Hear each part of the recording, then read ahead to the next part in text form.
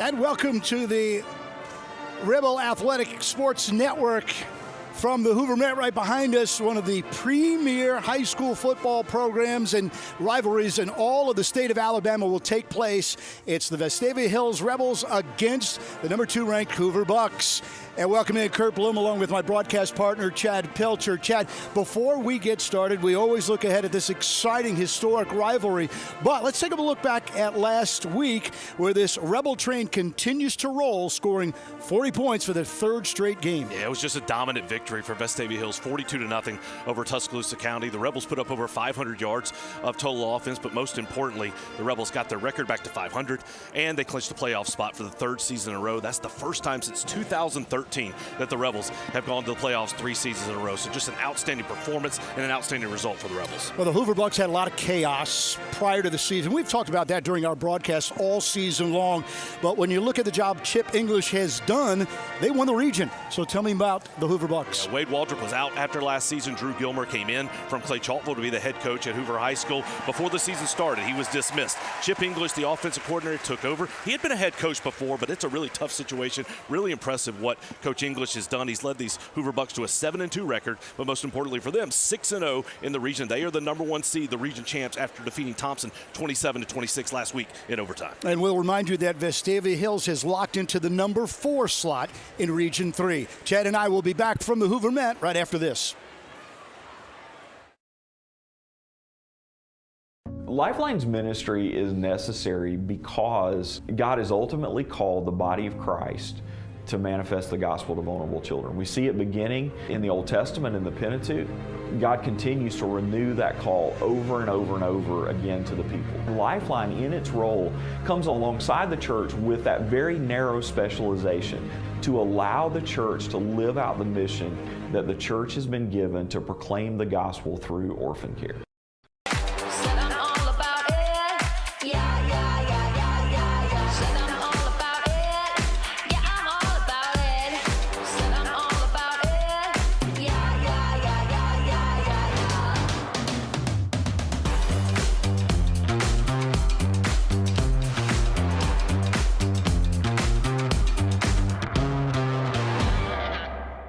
You have to pay taxes. Ugh. It's just part of life. In the great state of Alabama, we have an awesome thing in our tax code called the Alabama Accountability Act, which allows you to redirect up to 100% of your state taxes to Scholarship for Kids, a scholarship granting organization that benefits partner schools like Restoration Academy. It's a no-brainer. Use your tax money for something that will make a huge impact at no cost to you. For more information, go to choosera.org. It's Vestavia and Hoover. Let's take a look at our starting lineups.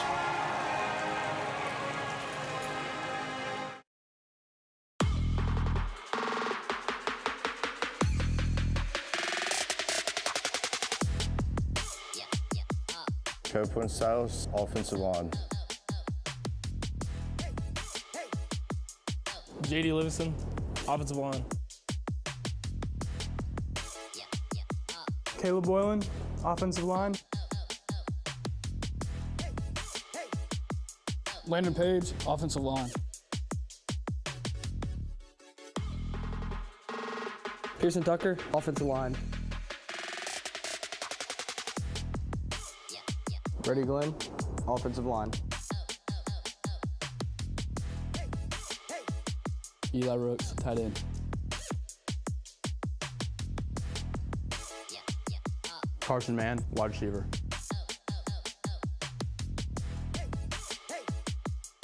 Chase Webb, wide receiver.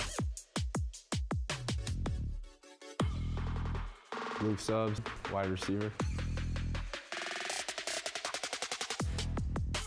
Bruce Littleton, H-back. Owen Simpson, kicker, punter. Charlie Taft, quarterback.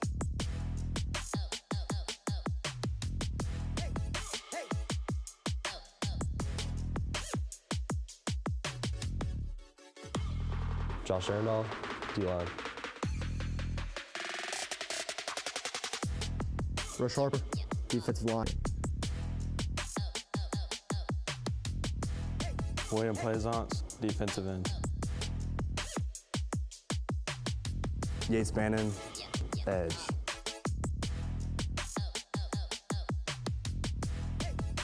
Preston Bruno, linebacker. Nick Williams, linebacker. Daniel Richardson, linebacker. Spence Hanna, free safety.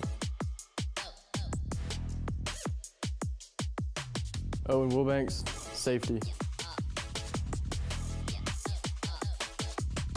Larry McSwain Jr., cornerback. Leighton Downey, corner. At Birmingham Fastener, every day begins with our core values: integrity, grit, and accountability. We're on the lookout for talented individuals to join our sales and manufacturing teams at one of the nation's leading manufacturers. With over 15 locations nationwide, we offer endless opportunities for growth and success alongside incredible teammates. Be a part of shaping the future of American manufacturing and help us build our nation's infrastructure. Are you an enthusiastic sports fan? Want to have fun and get in on the action? Heck, yes. That'd be awesome. Have great attention to detail? Want to stay active? Definitely. Want to give back to the student athletes in your community? Obviously, yes. Then you'd make an excellent high school sports official. We need more officials in Alabama, because with no high school officials, there are no high school sports. Sign up today at highschoolofficials.com. Renew and refresh. JH Outback focuses on strengthening family bonds with spouses, parents, and children to help in spiritual growth and life purpose. Join us for a fun-filled weekend together in an undistracted environment, enjoying the outdoors with great food, entertainment, and live music. JH Outback. Renew and refresh.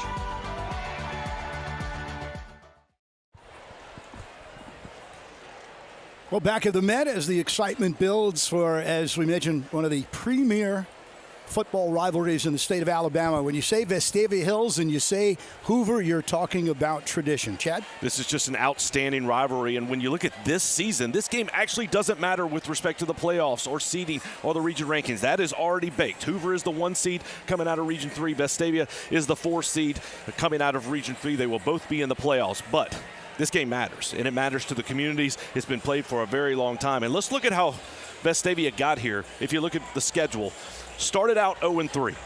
Just a brutal schedule. Carver Montgomery at Auburn, who's probably the best team in the state this season at this point. A tough loss to Hewitt, and then got the win against Hillcrest. That kind of got the thing started. Had a tough game competition against Thompson until Thompson pulled away late. And then the last 3 weeks, as we talked about in the open, Vestavia has gone on a roll, scoring over 40 points, being dominant offensively on 3 teams they should have beaten, but they took care of business. And now tonight, those last 3 wins, they were big. They got you in the playoffs. But this is big boy football tonight. And the reason you play those first 5 games is to get ready for these next 2 and then to get ready for the playoffs. Hoover comes in ranked number 2 in the state, coming off that big victory over Thompson. Clay Chaltville is ranked number 2 in 6A football. They've played outstanding all season long. And then in round 1, Vestavia is going to travel down to Mobile to play Mary G. Montgomery. They're the number 1 seed out of Region 1. And then if you win that, Central Phoenix City, with the way they've fallen, that you'll likely see them in the second round. So you had a brutal start to the season. You've got 3 very quality wins, and now the next 2, 3, 4, how long are you going to play? These are all going to be high-quality teams that the Rebels are going to compete against, and so it'll be fun to watch as we go forward. Regardless of how you start, every sport will tell you it's how you finish. And the Rebels have scored 40 or more points in 3 straight games. And let's talk about the defense. They've pitched a shutout, and they've allowed no more than 14 points. It's an average of just over 9 points in the last 3 games. They've really done an outstanding job. They've made the plays when they needed to. They've made it with a lot of guys out. Jacob Watson has been out. Cross Tonsmeyer has been out, but guys have stood up. Daniel Richardson's been outstanding. Grayson Bruno, the leading tackler for the Rebels, with 47 tackles on the season, has been dominant all season long, has just been really good. And this defense under defensive coordinator Chad Merrill, head coach Robert Evans, they've gotten better every single week. And that's the thing the Rebels knew coming in. You had a lot of young guys who were playing. How would they be? They maybe struggled a little bit in the early going, but now they're playing really well. here at the end of the season, and this is going to be a huge challenge tonight because this is a big Hoover team, this is a fast Hoover team, this is a talented Hoover team, athletes all over the field. Robert Evans told us that Hoover is long, big, and thick, and you never know how things are going to or supposed to turn out, Chad, but it just dawned on me, Robert Evans could have been the head coach on the other sidelines tonight if things had gone maybe the way that they were supposed to be. Yeah, you point out Coach Evans spent 8 seasons here at Hoover High School. Started out as the defensive backs coach under head coach Josh Niblett. Sean Rainey, Vestavia's former defensive coordinator, was the defensive coordinator. Then when Coach Rainey left to go to Spain Park, Coach Evans became the defensive coordinator at Hoover and just had some dominant teams and some dominant defenses before he moved to Mountain Brook and then got the head job here at Vestavia Hills. So he's very familiar. We were able to go down on the field beforehand, and he was talking to a lot of guys that he still knew who are still here. And so this is a program with a lot of familiarity with each other, not only from the staffs, but just from the communities and so many people who have known each other for so many years. And, man, does this not just look like a big-time game when you look on the field with the lights and the scoreboard? This field is really looks like it's going to play fast. That grass is outstanding down there on the field, and you just feel the atmosphere. There's something a little bit different about this one. Yeah, and they're still coming down the parkway. We had an opening shot of the traffic. Luckily for Chad and I, we get here early enough. We don't have to show any badges or worry about where we're parking, but they're still coming in. And when I broadcast baseball here for 21 years, on Friday nights come September, this is what it was like. And it was that the Vestavia game on the other side. I get to see it from the other side now. You get to see it from the Rebel side. And again, Robert Evans, what a job that he and his team has done after starting 0-3, putting together this incredible season, going to the playoffs. And let's go to Hoover's schedule. They opened the season against a team out of Florida, won that one 17-14, came back home, lost to Spain Park, who's undefeated in Class 6A, close game 39-37. Then they went on a little streak of their own. They beat Hillcrest, Tuscaloosa, Hewitt-Trussville, and Prattville before losing to Parker 14-10 here at home. They defeated Oak Mountain 28-10. Beat Tuscaloosa County 56-6, and as we mentioned, beat Thompson 27-26 in overtime. That's what's gotten them to this place on the season. Hoover is scoring 28.7 points per game.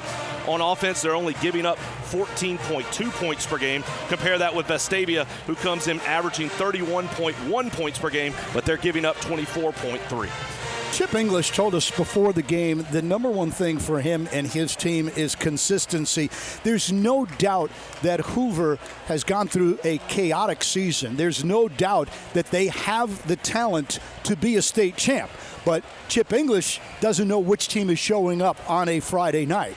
And for Robert Evans and the Rebels, they're hoping to come in here and make it 2-0 for the first time in decades. And you can see for Hoover, when they're clicking, it's really, really difficult to stop. But a lot of times they've really shot themselves in the foot, made some mistakes. In the games against Spain Park, against Parker, and even at Thompson to some degree, they had turnovers that either cost them the game or allowed the other team to stay in the ball game. Hoover won the toss, and they are going to receive to start this one. Interesting. Usually you defer, Chad. And I will defer to you. Why would you take the ball first? Different coaches have different strategies. I think in a big game like this, you want to get the ball, put your offense on the field, see if you can't get something going. But for the Rebels, I think Coach Evans would want his defense on the field. Let's see what the defense can do, again, against this really talented, skilled offense for the Hoover Bucks. On the far side is Jonah Winston, Jameis's younger brother. And on what would be our near side is one of the wide receivers, Hunter Purdue. Rebels with their patriotic unis, the red pants, the white tops, blue numbers with red trimming, and the Bucks dressed in their Halloween outfits that they have worn for 30 years. And we are underway, one of the great rivalries and premier rivalries in high school football here in the state of Alabama, and it will start at the 20-yard line. We mentioned it at the top. Vestavia defeated Hoover 26-7 last season. That was the first time they had beat Hoover since 2015. Hoover has won 16 out of the last 20 in this rivalry, and the last time Vestavia Hills won 2 in a row was back in 2000 when they won 5 in a row from 1996 to 2000. For the Bucks, their quarterback is Mac Beeson, 6'2", 190 senior. And the Bucks will open up with a short pass, far side. And the short pass turned into about an 8-yard gain. And it'll be a second and short for the Bucks. Really tall, really strong receivers. Chris Warren, number 1, is 6'3", 180. Amari Towns, 6'6", 210. He wears jersey number 7. Gain of 8 as mentioned, so a second down and 2. Hoover will try to run for the first down, and they will get it and more. And then a nice tackle preventing a major gain by a guy who's had an outstanding year from the free safety position. Spence Hanna, otherwise that's going to be 15 more yards, Chad. Yeah, Hanna came into the game with 41 tackles. That makes it 42. It's a strong tackle by him, but you don't want your safety having to get involved in the run game that early. That's a nice start by this Hoover offense. You look at this Hoover line, much like that line of Auburn, they are big and physical. Empty backfield. Beeson still looking for somebody, and then 3 Rebels will run him out of bounds. Good coverage, so not a whole lot for Mac Beeson. He's not a dual threat. He can run, but when they want to run, they'll use Jonah Winston. Right. You'll see Winston come in the ball game. He's the brother of Jameis Winston, the Heisman Trophy winner. But Beeson transferred from Gardendale. He's a starting quarterback at Gardendale High School last year, transferred to Hoover. You'll see a lot of RPO, run-pass options from this Hoover offense. And Beeson, the problem that he's had is when he tries to force the ball and make some decisions that maybe aren't quite as good. But when he gets in rhythm, he is very effective at the quarterback spot. Second down and 5. Anthony Allen, who's actually listed as a third tailback.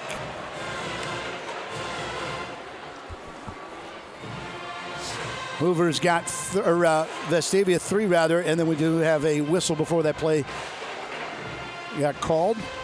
And I see a flag near the 30. It's a big penalty against Hoover. False start. As Vestavia moved defensively, Hoover jumped offensively, and that'll cost the Bucks 5 yards. And that should make it second down and 10. Wipes out that first down 5-yard gain. It's Warren that got in motion. Beeson to pass. There's some pressure. He throws it up. There is double coverage. It is intercepted by the Rebs at the 50, the 30, the 40. And back into Rebel territory. That is Leighton Downey. And that's the type of poor decisions we talked about from Beeson. There was no reason to throw that pass. The Rebels had man coverage underneath with Downey over the top, and Beeson just chunked it down the field. Perfectly played by this Vestavia secondary. Nice catch by Leighton Downey, and the Rebels are in business. Now Charlie Taff and the Rebels offense. He's got man blocking, and Charlie will get about 4, maybe 5 yards. So Carson Mann gets the start at running back, but we'll see a host of running backs. Now an empty backfield for Taff after a pickup of 3. Quick screen and then hammered immediately, maybe a yard gained, and then driven out of bounds, Chase Webb. Hoover read that one well, Chad. Excellent read, excellent tackle by the Hoover Bucks. That was DJ Walloon coming up from the secondary to make a big tackle. 3rd and 6.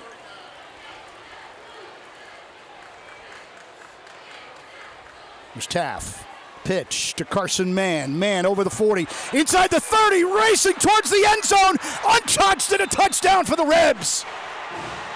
Perfectly executed option game by Vestavia. I think that's the first time we've seen that all season long from Vestavia. They go with the speed option, and Charlie Taft did a great job of waiting till the very last second to pitch that football, and once he got it to Mann, you could see the seam wide open to the end zone.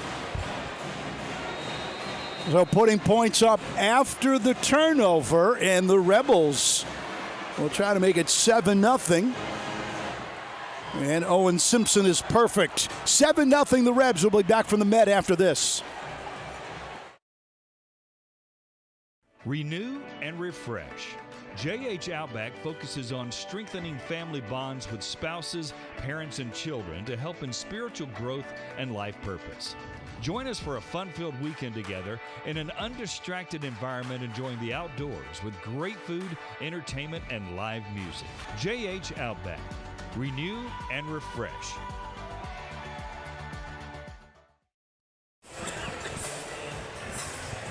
7-0. The Rebels out in front of the Bucks early in the first quarter. Great start by the Rebel offense. One thing this coaching staff wants to do tonight, they want to try and wear Hoover down. Hoover's got some great talent, especially on the defensive line and that front seven, but not a lot of depth. They don't rotate a lot of guys. And so you saw on that first drive, Vestavia going very, very quickly, which they hope will pay dividends as this game goes along, but they certainly paid dividends on that first drive. Winston and Purdue are deep. That's Purdue from about the 1-yard line. He'll take it out. And he's taken down short of the 20. So if you don't get to the 20, then the advantage obviously for the defense. Yeah, that was a great kick by Owen Simpson. One of the few we've seen in a while where he didn't get it to the end zone for a touchback, but because of the height on that ball, it gave that Rebel kick team plenty of time to get down the field, and then a great stop. So Hoover will start on their own 15. Defensively, the Rebels rushed only 3 that first set. And a handoff and some good yardage. Hunter Purdue and William Plaisance on the tackle. Yeah, and good thing Plaisance got there because there was a lot of open grass in front had he not made that tackle. That's one thing that's been noticeable. The Hoover offensive line is doing a really good job of getting a nice push up front against the Rebels. Killian Jefferson is the running back. That was him on the last rush. And this is Jefferson again. They'll get to the 25-yard line.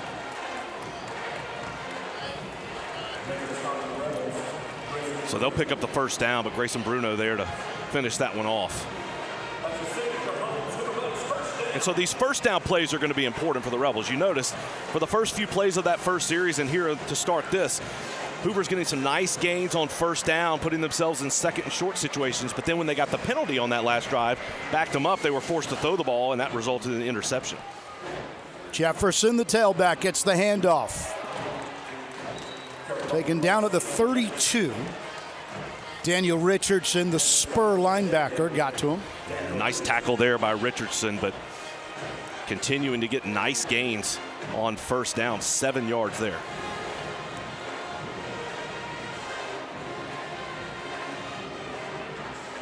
So Mac Beeson with 1 interception already. It cost 7 points. And Jefferson wrapped up that time.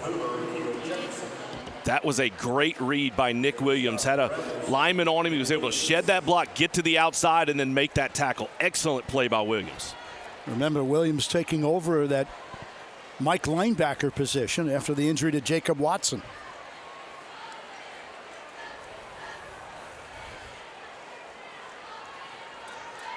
Third down and 2. Hand off. Jefferson should have enough for a first down.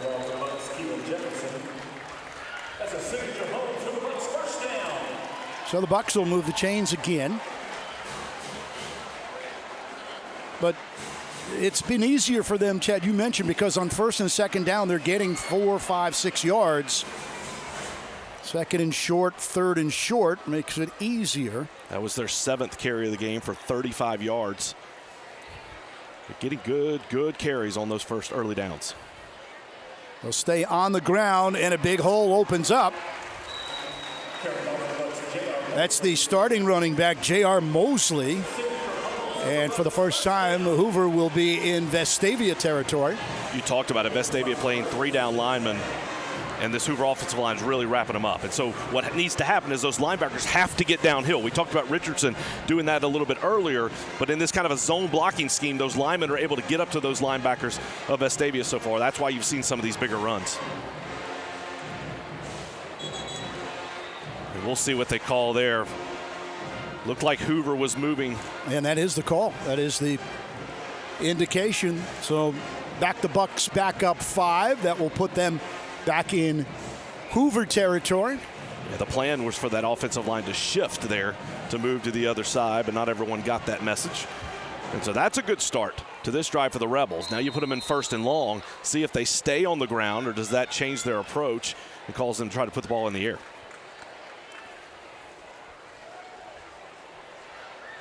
J.R. Mosley remains in at running back. And it's Mosley. He tries the middle and gets back into Rebel territory down at about the 48. And we've seen the Bucs mostly on the ground, but for these receivers, with the exception of Jonah Winston, who's 5'11", every receiver that'll play tonight for Hoover is over 6 feet tall. So these are really tall, really long athletes that can go up and make catches. A few years back, a guy by the name of George Pickens was starting wide receiver for these Bucs. Now with Pittsburgh Steelers. Mosley avoids the tackle, gets good yardage, a first down. There is a flag coming from the secondary. My partner is indicating he thinks he sees a hold on the Bucs, which would wipe out a long gainer. Henry Wright was pulling, getting to the outside. Oh, excuse me, Jackson Richard. They have 2 76s. And that was... Oh, wow. It's hard to hear the official. Thought I saw a hold out there on the edge, but obviously not. That's a big pickup for the Bucs. The only thing, Chad, on that hold is that the flag came from the secondary. Somebody, one of the back judges saw something. And the Bucs now 1st and 10 at the Rebel 30. High snap. And then out to Winston. Winston running the sidelines is out of bounds at the 21. That's a nice first down call. We've talked about it a number of times this season. That's a pass and goes down as a completion, but that's really just an extension of the run game. You take the snap, you let it loose very quickly, get it out to one of your best athletes on this team, and let him run. 8-yard gain. Bucs to the ground. Some running room and to the end zone and in. Talk about untouched. And that is the third tailback listed on their depth chart, Anthony Allen. There is a flag down right at the 15-yard line. Or maybe that's there's something yellow or orange, but that apparently is not a flag, and that's going to be a touchdown.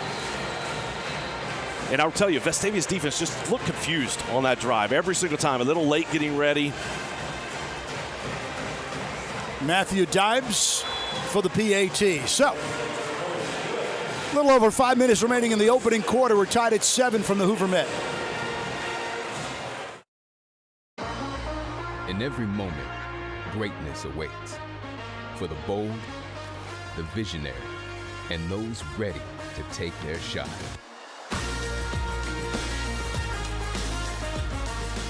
Here, we don't chase success, we define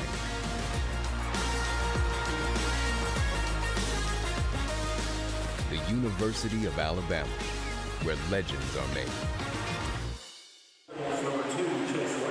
So we're tied at 7. Here we are in the first quarter. And now the Rebels back to receive.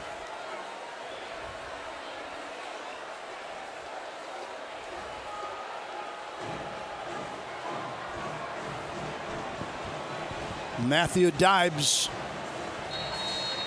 is the kicker for the Bucs.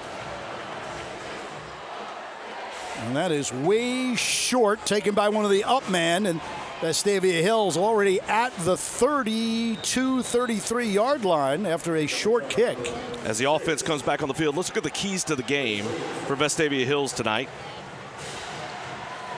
They want to go fast. They want to control the tempo in this ball game. We saw that a little bit earlier on the first drive. And then the second part, defensively, Vestavia needs to be in position to tackle soundly. We did not see that on the first drive, and that's what led to Hoover. So all night long, go fast offensively, be in the right spot, and make tackles defensively. That's the keys to the game for Vestavia Hills, brought to you by Aaron Cummings, Alpha Insurance agent on Rocky Ridge Road in Vestavia Hills. Man in motion for the Rebels. Handoff. Carson Mann to the 37. Carson Mann had 63 yards on the ground last week against Tuscaloosa County. Carson Purdy came back, and he had 50 yards. And in motion, and the give is to Webb. Webb, first down, and more. Turns, and Burns goes down the sideline, and he is out of bounds. What a great play for the Rebels. Brought Webb from the receiver position on the speed sweep. And, man, it's just such a small window, and he is so fast to get in there. They're going to mark him out at the 29, but that's a big gain for the Rebels. Taft has the Rebels on the move. That's Webb with man in the backfield. Charlie wants the pass. Dumps it to Littleton, and incomplete. Yeah, that one wanted to go deep, had a couple of routes down the field, and then did a good job of recognizing the coverage, started to scramble, and then at the last minute tried to punch it forward to Littleton. He had some room, but just slipped down and fell incomplete. That's Littleton in motion. Man tries to find the outside and does, right near the first down marker. Carson Mann running with his helmet on fire, gets to the 20. And the Rebels doing a great job of getting to the edge against this Hoover defense. You can already see those Hoover defensive linemen with their hands on their hips. This is a third and less than one. Here comes Mann. Instead, it's a flip to Littleton. Littleton bowls ahead for the first down. A little trickery there. Mann was in motion, but the little flip, the little Patrick Mahomes-esque flip to Bruce Littleton. We've used Littleton in so many different ways. He's going to be very important here tonight. If he has a big game, that bodes very well for the Rebels. Pair of running backs. Straight up the middle is Mann, and somebody lost a helmet. One of the defenders for the Bucks.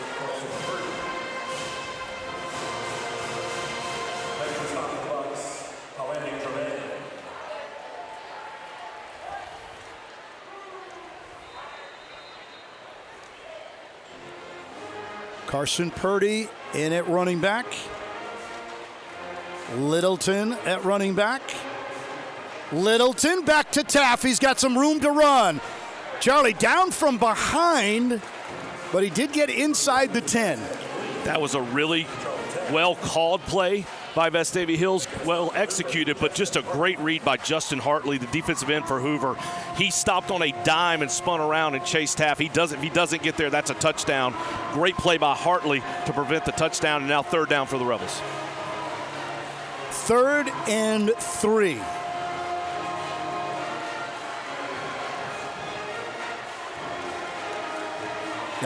There's Taft going out as a wide receiver. Meanwhile, Littleton.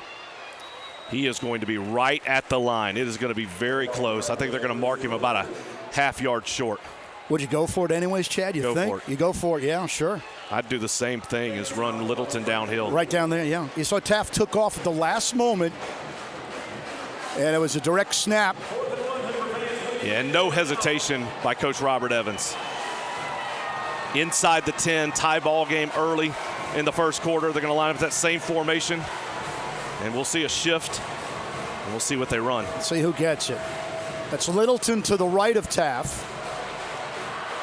Taft is tripped up, and we're going to have to wait for the mark. Yeah, I think they stopped him. Did not get good penetration, and a 4-down turnover after the short kick. And it looks like the Rebels will be short. That's just winning at the line of scrimmage by Hoover. Their defensive lineman got down, got low, and really pushed that Vestavia offensive line backwards. Just nowhere to go. Really happened on back-to-back plays. Littleton was able to get a couple of yards, but just a great play by this Hoover defensive line. Great stop, and so the Rebels come up empty on that drive.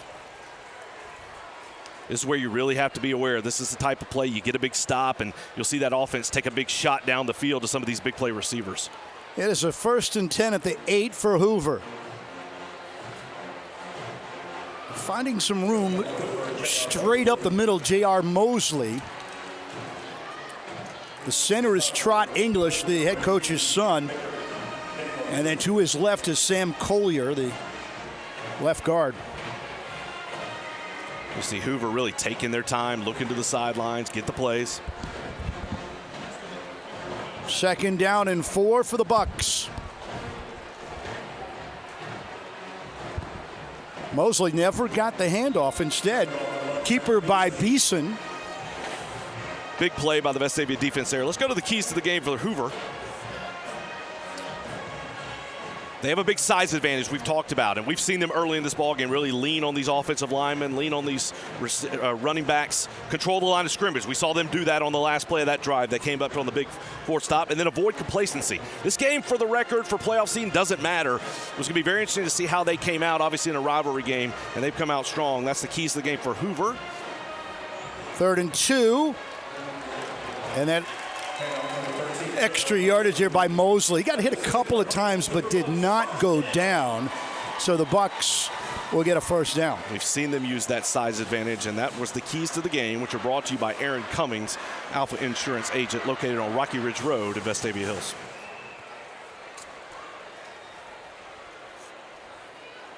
Less than a minute in this opening quarter. Tied at 7. That's Allen who scored the touchdown. He's able to get to the outside edge and then pushed out of bounds at around the 42, but there is a flag, and that flag might be the reason why Allen was sprung loose. This one is going to be holding against the Rebels out on the edge by the receiver. That's what I thought I saw on the previous play when we saw a flag a little bit earlier. This time the officials did call it. I think what the last call was, they actually called Vestavia on going low. You can't go low on an offensive lineman when they're coming out. And so they called going low there. This time they got the hold against the Bucks, so that's going to back them up. It's going to be 1st and 16.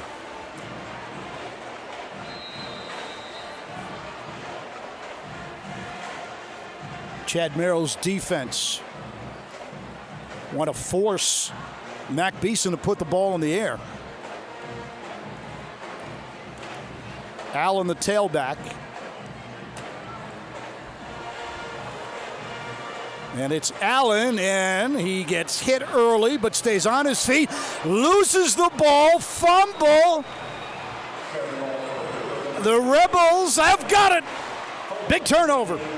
And that's been the Achilles heel for the Bucks when they've struggled. It's the turnovers. That's their 2nd turnover of the night. Had the interception on the 1st drive. Now a fumble, and Vestavia is in prime position as they take over inside the 25-yard line. Remember what Chip English told us? He talked to the head coach of the Bucks. He said consistency, every down, every play, every week.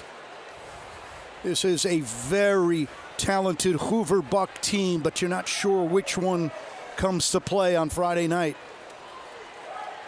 Carson Purdy, the running back. Rebels shift. Purdy gets it, and he is met immediately and then taken down. Nothing there. In fact, a loss of a couple of yards.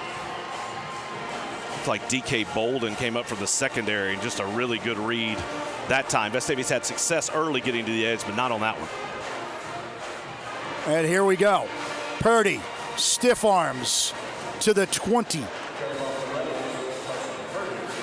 And Purdy, again, missed several games this season with an injury. Came in as the backup running back to start the season. That was a strong run that time. Not only a stiff arm, but then lowering his shoulder to really fight forward and push ahead. But we've got a hold against the Rebels. It's going to back him up even more. Hey, by the way, got a second here, Chad. You are right. In on the approximately 15, 16-yard line of what would be Vestavia territory, there is some sort of an orange marker. Not exactly sure what it is. I actually hope one of the officials does pick that thing up, because it can be mistaken for a flag. 2nd and 18.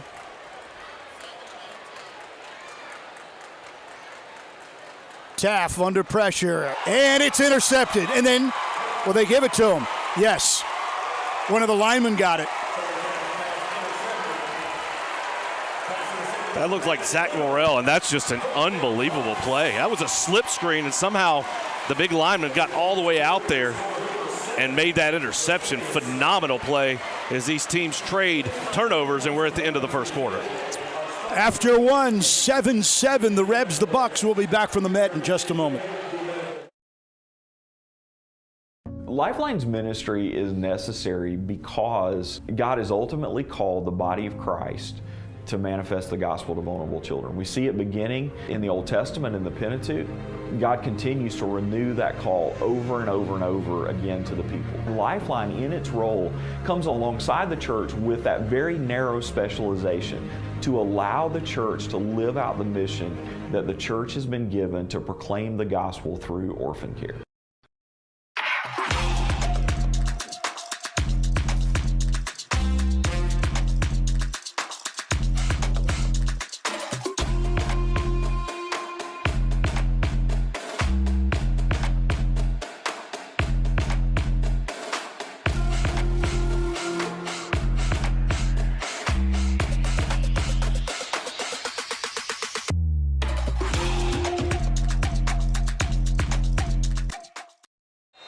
We're back after one quarter. Kurt Bloom, Chad Pilcher from the Hoover Met. And after the interception, the Bucks on offense to the 42-yard line. J.R. Mosley, 5'10", 195 junior. Some tough running right there. And just continuing to get some nice gains on first down. Seems like every single play is 5, 6, 7 yards for the Bucks.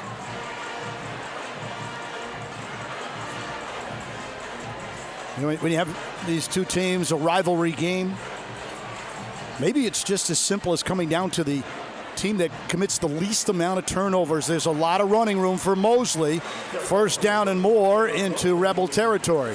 Yeah, just continuing to get a good push on the line of scrimmage, using their size, controlling the line. These Rebel defensive linemen are going to have to get off those blocks, have to get some penetration to get into the backfield to try and disrupt this run game. So far, it's been the turnovers and the penalties that have really been the only thing that stopped the Hoover offense. Mosley again. Mosley's got room and gets to the 40 before contact. Yeah, that line, another penalty against the Buccaneers. The line you're talking about includes the coach's son, Trot English, 6 foot 270. Toby Richard, 6'4", 305. Big TJ Fields on the right side as well. They're huge. And a penalty, like Chad said, penalties and turnovers. Otherwise, the Bucks would have more than just 7. It's 7-7 here in the opening minute of the second quarter. So it does look like a throwing down for Beeson with a man in motion. That's Winston. Now a flag before that one even gets off. And another false start against the Bucks.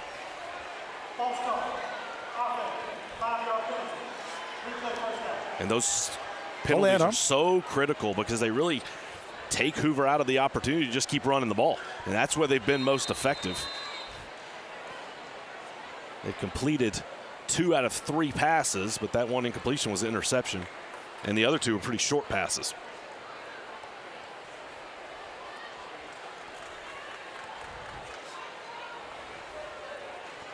A first down and 20. Mosley to the 44. Really nice job there by Spence Hanna, getting involved in the running game from the secondary. Nick Williams as well. And this is the down and distance that you like for Vestavia. It's a 2nd and 17. Very interesting just to see the 2 different approaches. Hoover taking so long, looking to the sideline, getting the play call, whereas Vestavia on offense is just going 90-0. Mosley. Try to find room on the left side. Can't break free that time. And again, a very active Nick Williams from that middle, or they call it Mike linebacker position. Big third down, Chad, for the Rebels defensively and the Bucks offensively. Big play here. In the secondary, you want to keep everything in front. Don't let those big receivers get behind you. I wouldn't be surprised to see Hoover maybe take a shot. Be interesting to see, does Coach Evans bring up some pressure here, try to hurry Beeson up and make him get rid of the football quicker than he wants to. Of course, that also leaves your your defensive backs on an island. Looks like they're playing too deep in the secondary. Beeson, look to his right, is chased out. Incomplete. Chad, you were pointing, you wanted a potential holding or some sort of a chop block. I could see your heart and your eyes were bulging there. Yeah. It will wind up an incomplete. Josh Arundel did a great job of getting in the backfield. He was putting pressure on Beeson. His shoulders got completely turned around. His jersey got pulled up over those shoulder pads. No flag came out.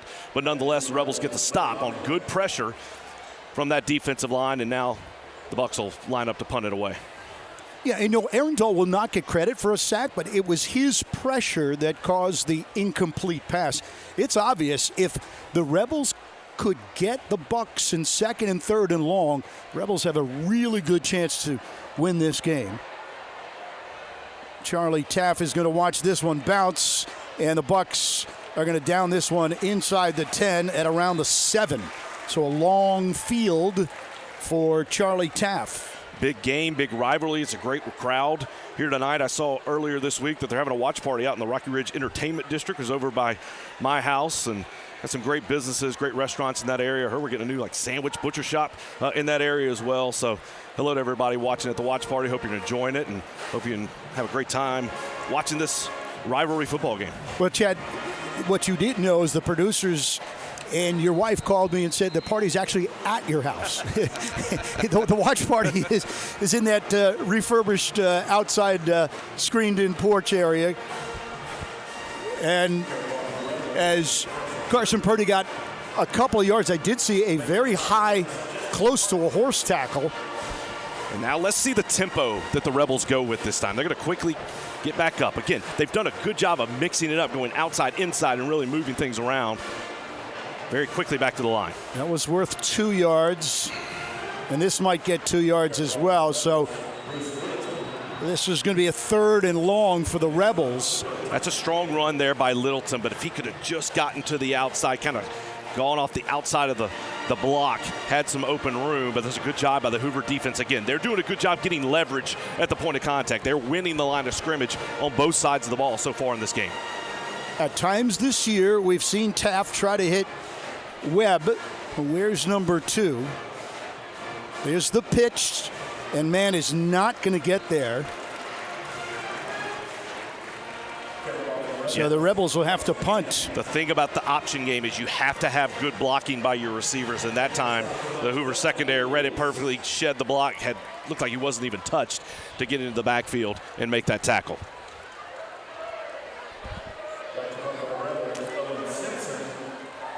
Owen Simpson averaging 44 yards a punt. That will be taking a Rebel bounce. And it will be the Bucs at their 37-yard line. 1st down and 10 in a game tied at 7.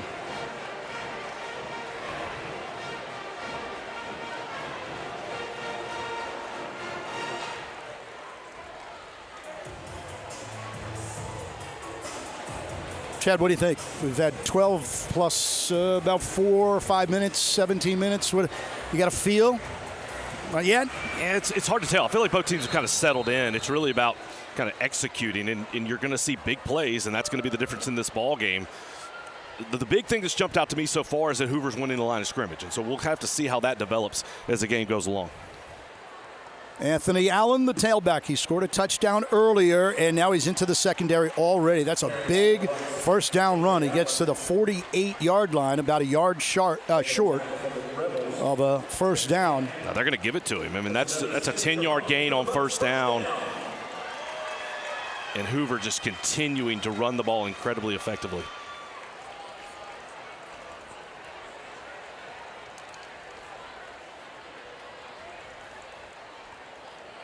Practically no aerial attack for Beeson until now. Near side, Jeremiah Tabb.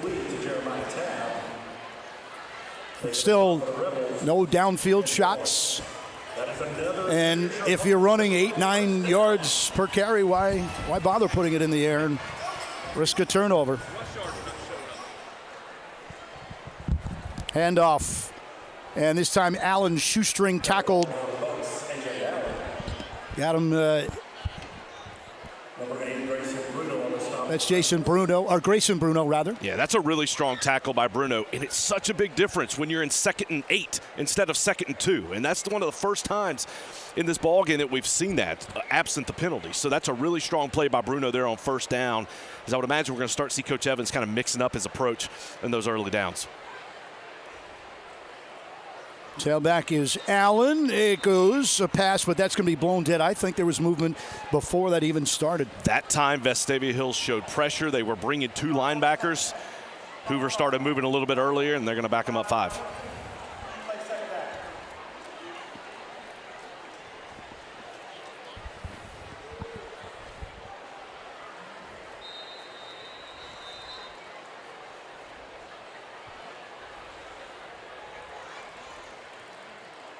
Second in about 13 for the Bucks.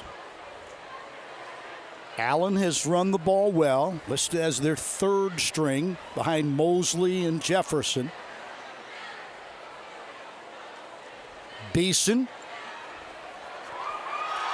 It is complete. That was an unbelievable catch down the sideline. That ball was thrown too high, out of the way, and Jeremiah Tabb went up with 2 hands, deflected it down to himself, and brought it in with 1. Just a phenomenal catch that time. And moving the chains, no less. A 1st down catch by Tabb. Clearly within field goal range for the Bucks, but obviously they're thinking more. Yeah, McSwain was in pretty good position there to catch that ball. Just perfectly, great job of going up to make that catch. Beeson trying to find a hot hand. Hand off to Allen, and Allen is dragged down at the 15, 16-yard line. I see Bruno again. Yeah, Rush Harper did a nice job of shooting into the backfield to get his hands on the runner as he took off. And we're finally starting to see these Vestavia linemen get into the backfield early, get some penetration into the backfield, and disrupt some of those runs before they're able to get 4, 5, 6. So that's a nice job. And you've seen the adjustments here by Coach Evans, by Coach Merrill, and it's had an impact on this drive. Mosley, fake to Mosley, caught near side, back to Tabb. And so it's a completion, but it's only about 2.5, 3 yards on that catch, and now it's a 3rd down for the Bucks. Be interested to see what does Coach English go with here? Does he stay on the ground? Is he thinking this is 4-down territory? Does he feel like he needs to stretch it down the field through the air?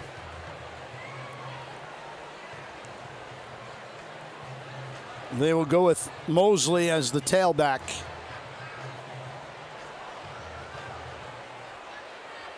Mosley throws to the end zone. Incomplete. Beautiful tackle. Knocked out of the hands of the intended receiver by Larry McSwain. Great job by McSwain of finishing the play. That ball was in Tabb's hand. Looked like it was going to be a touchdown. McSwain continued to fight. Got his hands in there and knocked that one out and incomplete. Big play there for the Rebels to keep a touchdown off the board. Well, with the size of Tabb, that's also a touchdown. And it is McSwain, like you said, poetically did not give up on the play. Now Vestavia Hills almost gets confused. Almost too many guys on the field. Instead, Dibes will try a field goal that is good to put the Bucks in front by 3. Hoover 10, Vestavia Hills 7. We'll be back from the Met.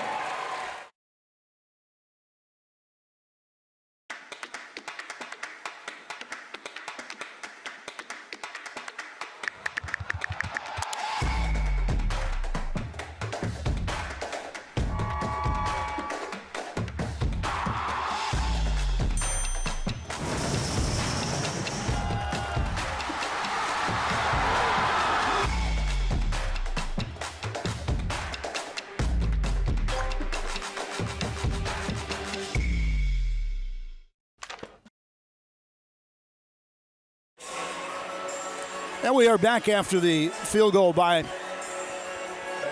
the Bucks, giving them a 3-point lead. Over 4 minutes remaining here in the second quarter. Kurt Bloom to my right, Chad Pilcher.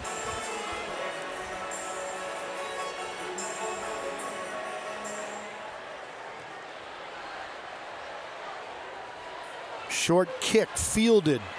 Good field position again for the Rebels. They'll be over the 30-yard line. And that's where the speed of Webb really came in. That was a short kick. Looked like it might have a chance to hit the ground, and Webb just hit the accelerator to get up and make that catch. And as you said, nice field position to start this drive for the Rebels, who have 108 yards of total offense compared to 193 for the Bucks. 3 straight games, 3 straight wins, over 400 total yards, 500 a couple of times. Here's Littleton over the middle making the catch. Bruce Littleton into Buccaneer territory for a big gainer, a first down and more. Great read by Charlie Taff. You had the deep route by Webb that cleared out the safeties, and then Littleton coming right down the hash. Nicely thrown, big gain on first down. To the 38-yard line.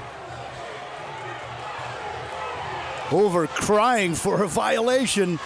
Taff gets out of trouble. He's got a little bit of room to run. Now he finds that room and gets to the 30 and then is tackled from behind by Cam Torber.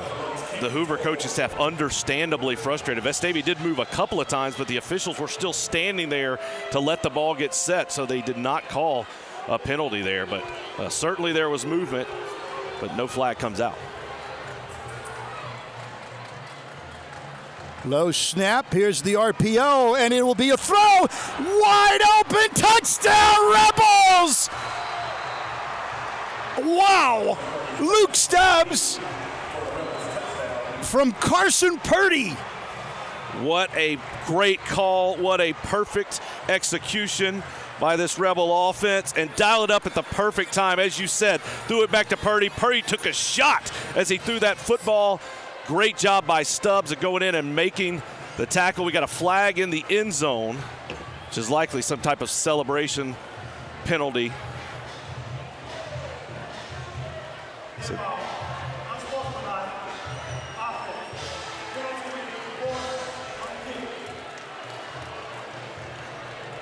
So that'll be enforced on the kickoff and likely give Hoover good field position to start. But more importantly, what a great play call and perfect execution as Stubbs was wide open in the end zone and made a great catch on a ball that was thrown pretty deep. Simpson blasts it through. He is perfect all year long. The Rebels 14, the Bucks 10, 3+ remaining here in the second quarter. Back after this as you're watching us on the Rebels Nation Sports Network.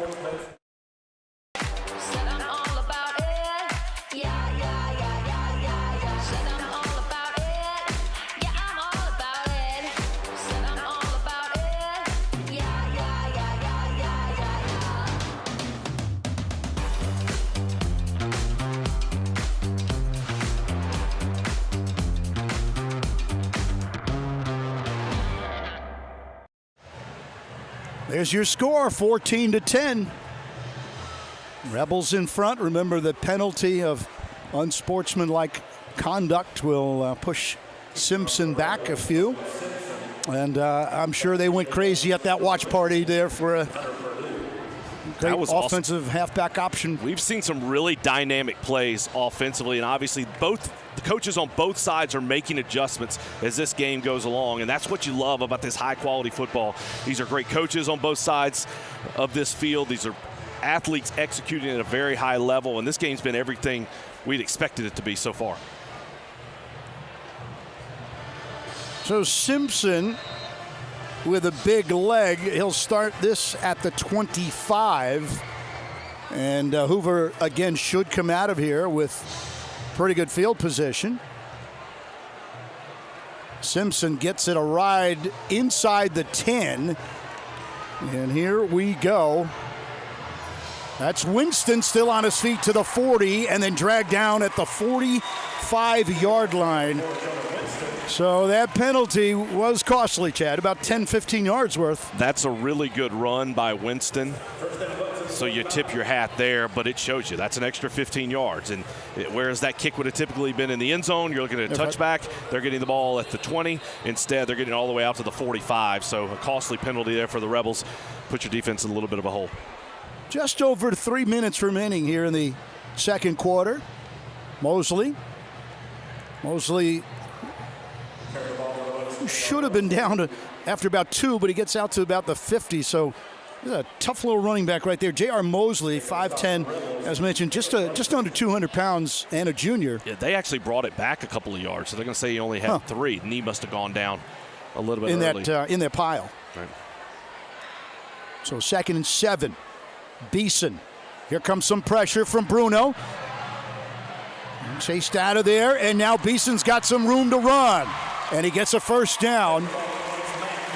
That was Yates Bannon, by the way. I said Bruno was Yates Bannon with the pressure, and then Mac Beeson able to make something out of this. That's a really good play by Beeson. There was nothing down the field. Good coverage by the Rebels. He recognized it, avoided that pressure, and then made a nice gain. Trying to go pace. Mosley stood up and then knocked out of bounds. And this time I get to call Grayson Bruno's number correctly. Number 8 was part of that, as well as Nick Williams. That's Bruno's 5th tackle of the night. Mosley already up to 72 yards on the ground so far tonight. Anthony Allen has 56. 2nd and 6 for Hoover. That's Beeson. He still has it. And Beeson is going to have plenty enough for a first down. So the Bucks down by 4, but moving with under 2 minutes remaining. Both teams still have all 3 timeouts. These coaches will have to make decisions. Obviously for Hoover, you have plenty of time. Now Coach Evans is going to call a timeout, which is what I was getting to. Does Vestavia use those timeouts to try to preserve some time if you get a stop, or if Hoover scores, you have more time to try to go back down the field and potentially get points before the half. So Vestavia calls a timeout with 1 minute, 34 seconds left to go here in the half. And just to reset, I mean, this has been a really entertaining game so far. We've had some turnovers on both sides, 2 for the Bucks, 1 for the Rebels. A number of penalties, that's really stood out. Vestavia has 4 penalties for 23 yards, Hoover 4 for 21, but I feel like most of the penalties have been costly. Obviously some false starts that really tripped up a couple of Hoover drives, and then for Vestavia, the big unsportsmanlike conduct that gave Hoover this great field position, and just like that, they're right down the field.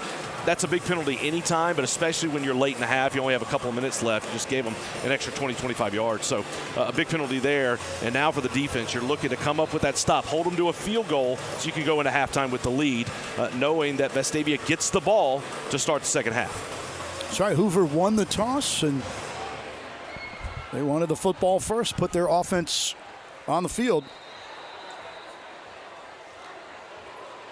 1:34 remaining. Ball on the 12. Beeson to the right side. Caught. And then out of bounds is Tab. Good coverage right there, Chad. Not allowing Tab to break free or make that more than just a couple of yards. I don't know what else McSwain could do there. He was in a good position. He did a good job. Made the tackle and forced him out of bounds as soon as that catch was made. The decision you make is, do you try to jump that route? All you've seen is short routes. Do you try to jump it? If you do, maybe you have a chance to deflect it or intercept it. But if you go and they fake it, you're going to have a wide open receiver in the end zone. See if the Rebels put some pressure on Beeson. Instead, it's a handoff to Allen, and Allen's going to get into the end zone for a late touchdown here in the second quarter to put the Bucks back out in front. And that time, Hoover just caught Vestavia in a blitz. That time, Daniel Richardson blitzed from the outside. The play was just a slant run right to where Richardson came from, right to that linebacker spot. And so just a tough break there. You go with the pressure to the outside. The run play goes right where your linebacker was. The good part for Vestavia is that was a quick score, so there's still time, 1:25 left on the clock. And with that much time left on the clock, it will be the Bucks by 3. You're watching us tonight on the Rebel Nation Sports Network.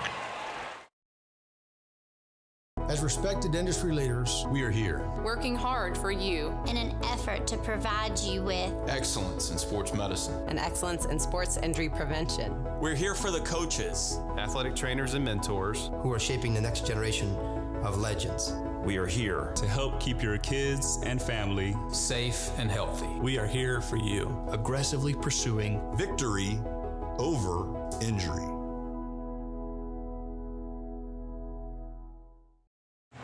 Still some time for the Rebels to either tie or get that lead back. 1:25 remaining. We'll see if the Rebels could also get a big return in the kicking game.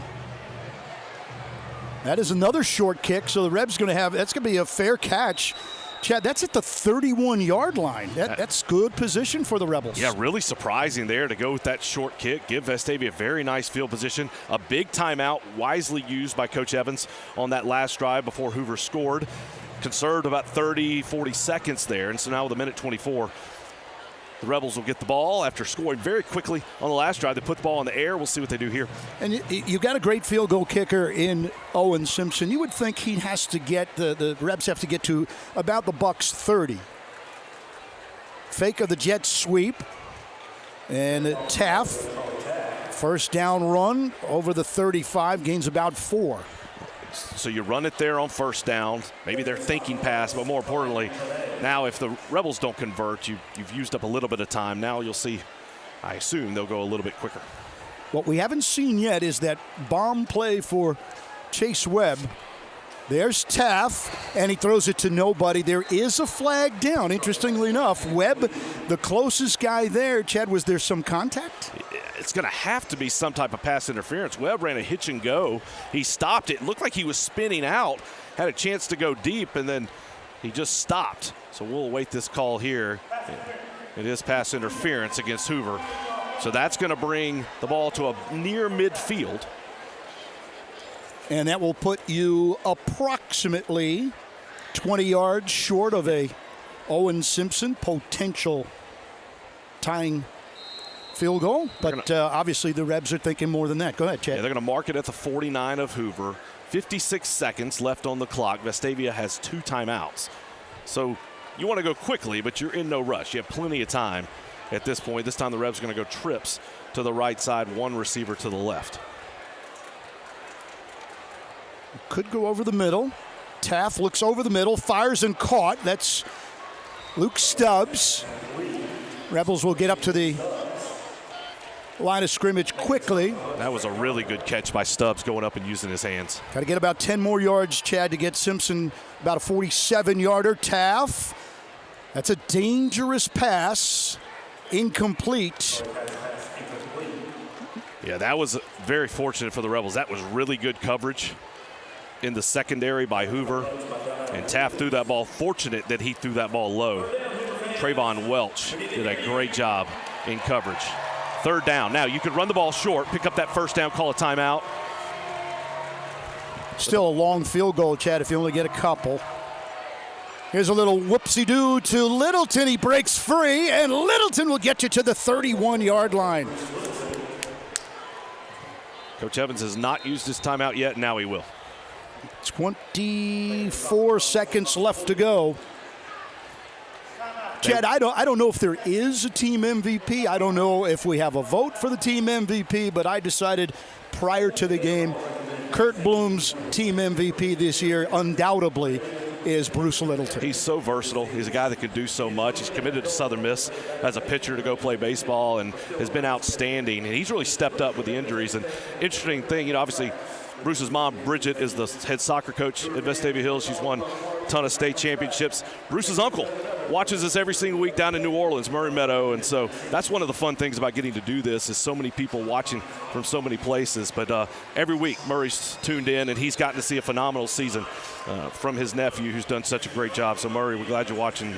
Hope you're enjoying this one. That was a heck of a play there. And a chance for us to get the window in there and mention John Versiglio and his crew, giving you all the pictures. So what do you got, Chad? 1st and 10 at the 31. You have 24 seconds. Trying to make a field goal even shorter for Simpson. He's got time to move that ball even closer. Here comes some pressure. Charlie better get rid of it. And he flips it, and it is intercepted. A disaster. And the Hoover Bucks are going to run it in for a pick six. It's Justin Hartley. Disaster strikes. The one thing you can't do there in that situation is take a sack because it pushes you back outside of field goal range, and then you can't have a turnover, and both of those things happen there. Charlie Taft realizing once he felt contact he had to get rid of the football. He wasn't supposed to take that sack. He just panicked a little bit there, tried to get rid of it, threw it right to Hartley, and that is a huge play for the Bucs with 11 seconds left in the half. And now with 11 seconds to go, the Bucs with a 10-point lead will keep things here. Yeah, just the play where everything was there to try and get the field goal, to try to get this thing tied right before the half. You know the coaches told him, hey, don't take a stack. Get rid of the football very quickly. And Taft has been so good in this game. He's done a great job of recognizing the plays. Hartley's been good as well for the Bucs. He's made some really nice plays both on the edge in the run game, and then obviously that one there. He's in the right place at the right time to make that interception. Just a crushing play for the Revs. You had a chance to tie it. Instead, Hoover extends it to 10.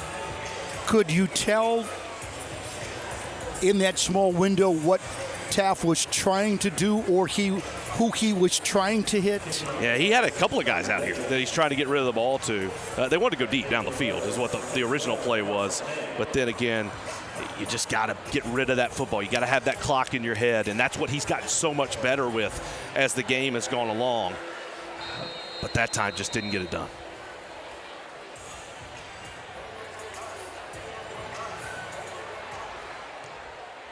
Big turnover late, and so Hoover was offsides on that kickoff, so they'll back him up 5 and kick it again. It's going to be very interesting to see how does Vestavia come out after this half. This was a really well played, well, let me back up, a very competitive first half. I don't know that either side played what I would call really great football. They both had some moments, had some big plays there, but this is a really competitive game, back and forth, where you felt like it's just kind of a heavyweight fight. Who's going to throw the next punch? And then that play there, how does that shift the game? Fortunately for Vestavia, they're going to get the ball to come out of the half. And they've been very effective offensively, 197 yards on the ground. They've done it on the ground. They've done it on the air. But the turnovers, 2 turnovers apiece now for the Rebels, 1 fumble, 1 interception for both teams. But obviously Hoover's able to turn theirs into a pick 6 at a point where that's a 10-point swing. Vestavia's probably going to get a few more yards and get a field goal, get it back to 17. Instead, we've got a 10-point spread at 24-14. Well, like a good relief pitcher, Charlie Taft will have to just try to wash it off, wipe it out. Relief pitcher gives up a game-winning home run. He's got to come back the next day and get people out. That's what Taft is going to have to do. Again, you pointed out, I think this is a good thing, that the Rebs will get the ball first and go right back at it and try to score some points. Well, they had a chance to double-dip their chip until that pick 6. Yeah, I think everything had kind of gone to plan until that play there. So I was imagine you're either going to take a knee or run something safe here, get to the half, and then kind of regroup and get ready to roll. Remember what Mike Tyson once famously said, everyone has a plan until he gets punched in the face. And that handoff will run out the quarter. So a late pick 6 by the Bucs gives them a 10-point lead. Hoover 24, Vestavia 14 from the Met. Chad and I will be back with halftime activities after this as you're watching Vestavia Hills football on the Rebel Nation Sports Network.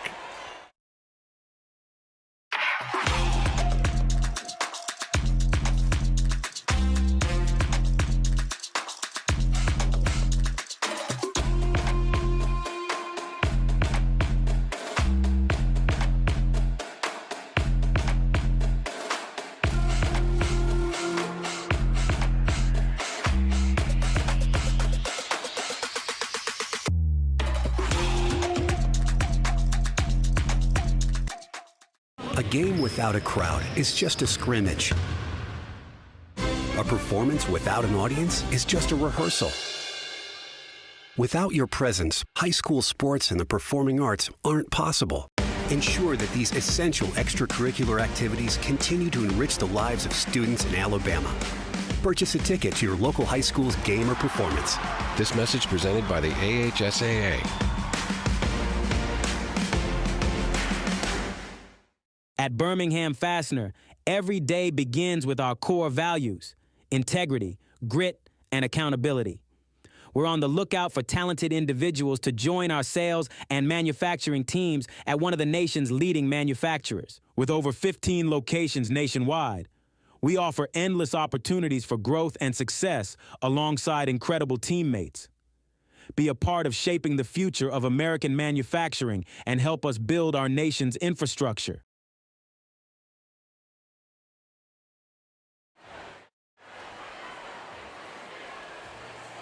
All right, back here at halftime at the Hoover Met, a late pick six, a disaster for the Rebels, who toe-to-toe for pretty much that first half. Yeah, this was a really interesting half. It's a very entertaining half to watch these teams. I think it's two very well-matched teams. We knew coming in Hoover was going to be very athletic. You could see it. The receivers were so big, so strong. And early in the ball game, Hoover really controlled the line of scrimmage, and Vestavia had a hard time. They had a great first drive offensively going down the field, but you saw it especially in the run game for Hoover. Offensively, they did a really good job. The penalties, the turnovers really hurt them early, and then Hoover was able to claw back. They took the lead. Vestavia comes back with that great double pass, goes back ahead.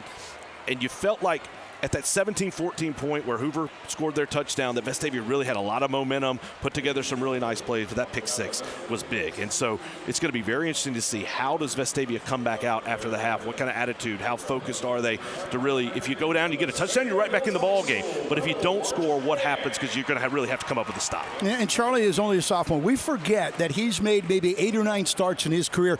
Every week, week in and week out, he's going against guys who have made their 33rd, 34th, 35th start. Yeah, and that's the thing. He's just a sophomore, but he plays like he's much older than that, and that's what we've really seen. From those first couple of games, the way that he's matured, the way that he's developed, you don't expect him to make plays like that. And that time, again, you don't want to take a sack. You're trying to make sure that you're getting rid of the football. And just, again, as he got grabbed, he just panicked a little bit and got rid of that football.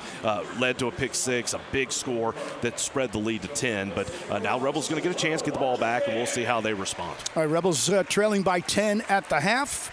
Looks like we've got a timeout to take, and we've got interviews and more activities here from the Hoover Met. With the Rebels trailing by 10, Chad and I will be back after this.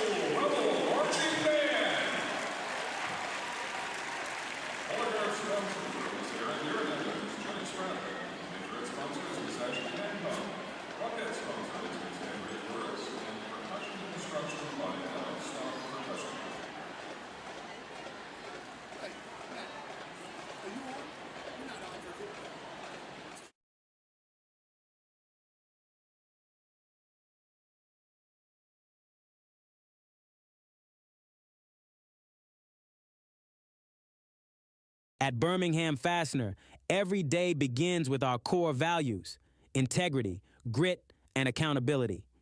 We're on the lookout for talented individuals to join our sales and manufacturing teams at one of the nation's leading manufacturers. With over 15 locations nationwide, we offer endless opportunities for growth and success alongside incredible teammates. Be a part of shaping the future of American manufacturing and help us build our nation's infrastructure. Are you an enthusiastic sports fan? Want to have fun and get in on the action? Heck, yes. That'd be awesome. Have great attention to detail? Want to stay active? Definitely.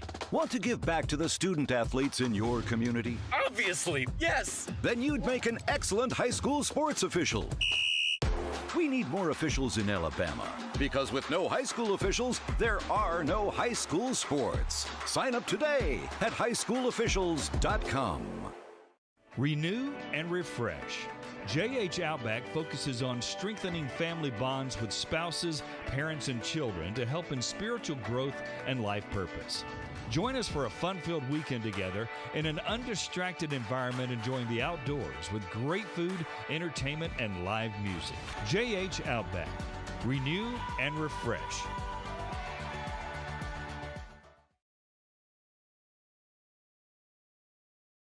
Welcome back. We're at halftime of this Class 7A Region 3 matchup, and we are thrilled to be joined by Vestavia Hills head softball coach John Simmons. Coach, thank you for joining us. You are in year 4, entering year 4 here at Vestavia Hills High School. You started out, your daughter Maya was here. You had Tate Davidson, who had such a great career, and now you've gone in, you had tryouts for a new team, and you're getting ready for an upcoming season. How's the fall gone so far? The fall is going really well. We're trying to start getting to know each other a little bit. We had tryouts probably about a month ago.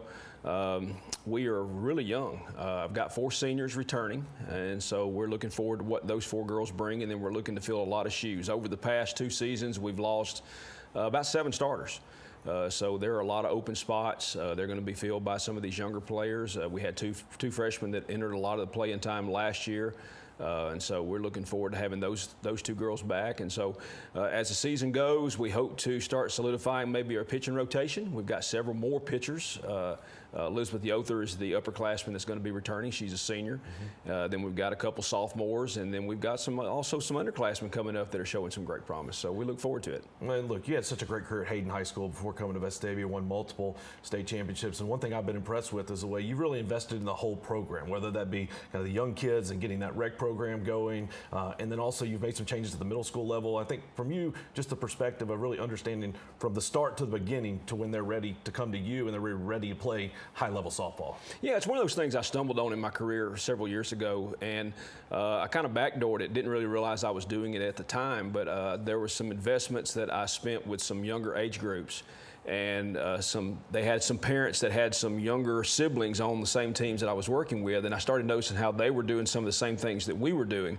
And so as I went along, I kept kind of stoking that younger fire, and then sure enough, it paid off. A few years later, we won our first state championship, and then it started coming to fruition that I knew then that you got to put some investment into that younger age group so you start getting that interest, you get that passion, that fire, because it takes that to be that long of a player. That's a long time for some of these girls who've been playing softball. And so we are excited about doing that here. We have made some changes in our middle school program. We have what's called a combo team now. Our 7th and 8th grade groups are together, Liberty Park and Pizzitz. And so we're looking forward to what that produces in the years to come. And you're really trying to really enhance the play of these girls, because this is some really good softball in this Birmingham area. Oh, I will say the biggest adjustment coming from at Hayden, we were a 5A school. And so coming here to Vestavia, it didn't take long to realize that there's just no reprieve. Every single game, even your off games, were just highly competitive.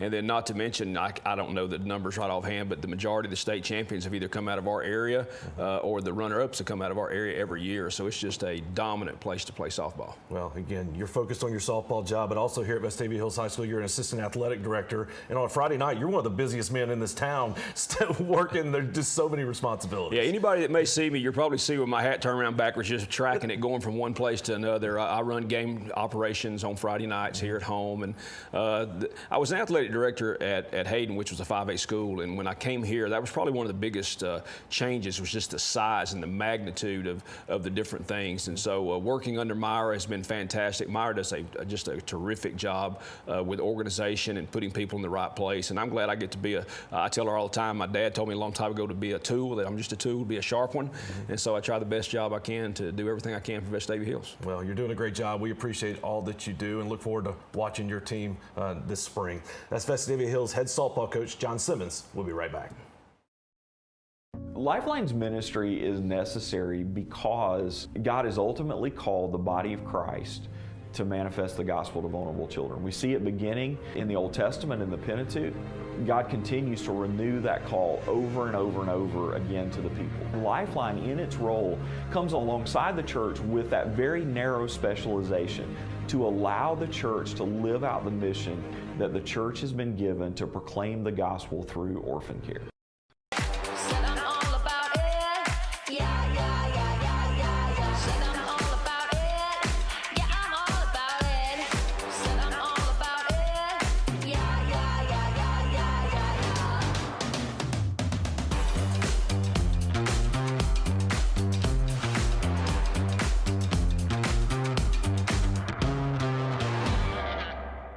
You have to pay taxes. Ugh. It's just part of life. In the great state of Alabama, we have an awesome thing in our tax code called the Alabama Accountability Act, which allows you to redirect up to 100% of your state taxes to Scholarship for Kids, a scholarship granting organization that benefits partner schools like Restoration Academy. It's a no-brainer. Use your tax money for something that will make a huge impact at no cost to you. For more information, go to choosera.org. Lifeline's ministry is necessary because God has ultimately called the body of Christ to manifest the gospel to vulnerable children. We see it beginning in the Old Testament in the Pentateuch. God continues to renew that call over and over and over again to the people. Lifeline, in its role, comes alongside the church with that very narrow specialization to allow the church to live out the mission that the church has been given to proclaim the gospel through orphan care.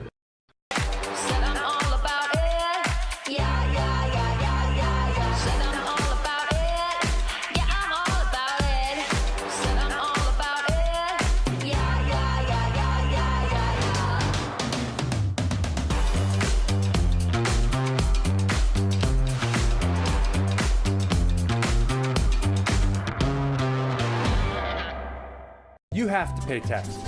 Ugh. It's just part of life.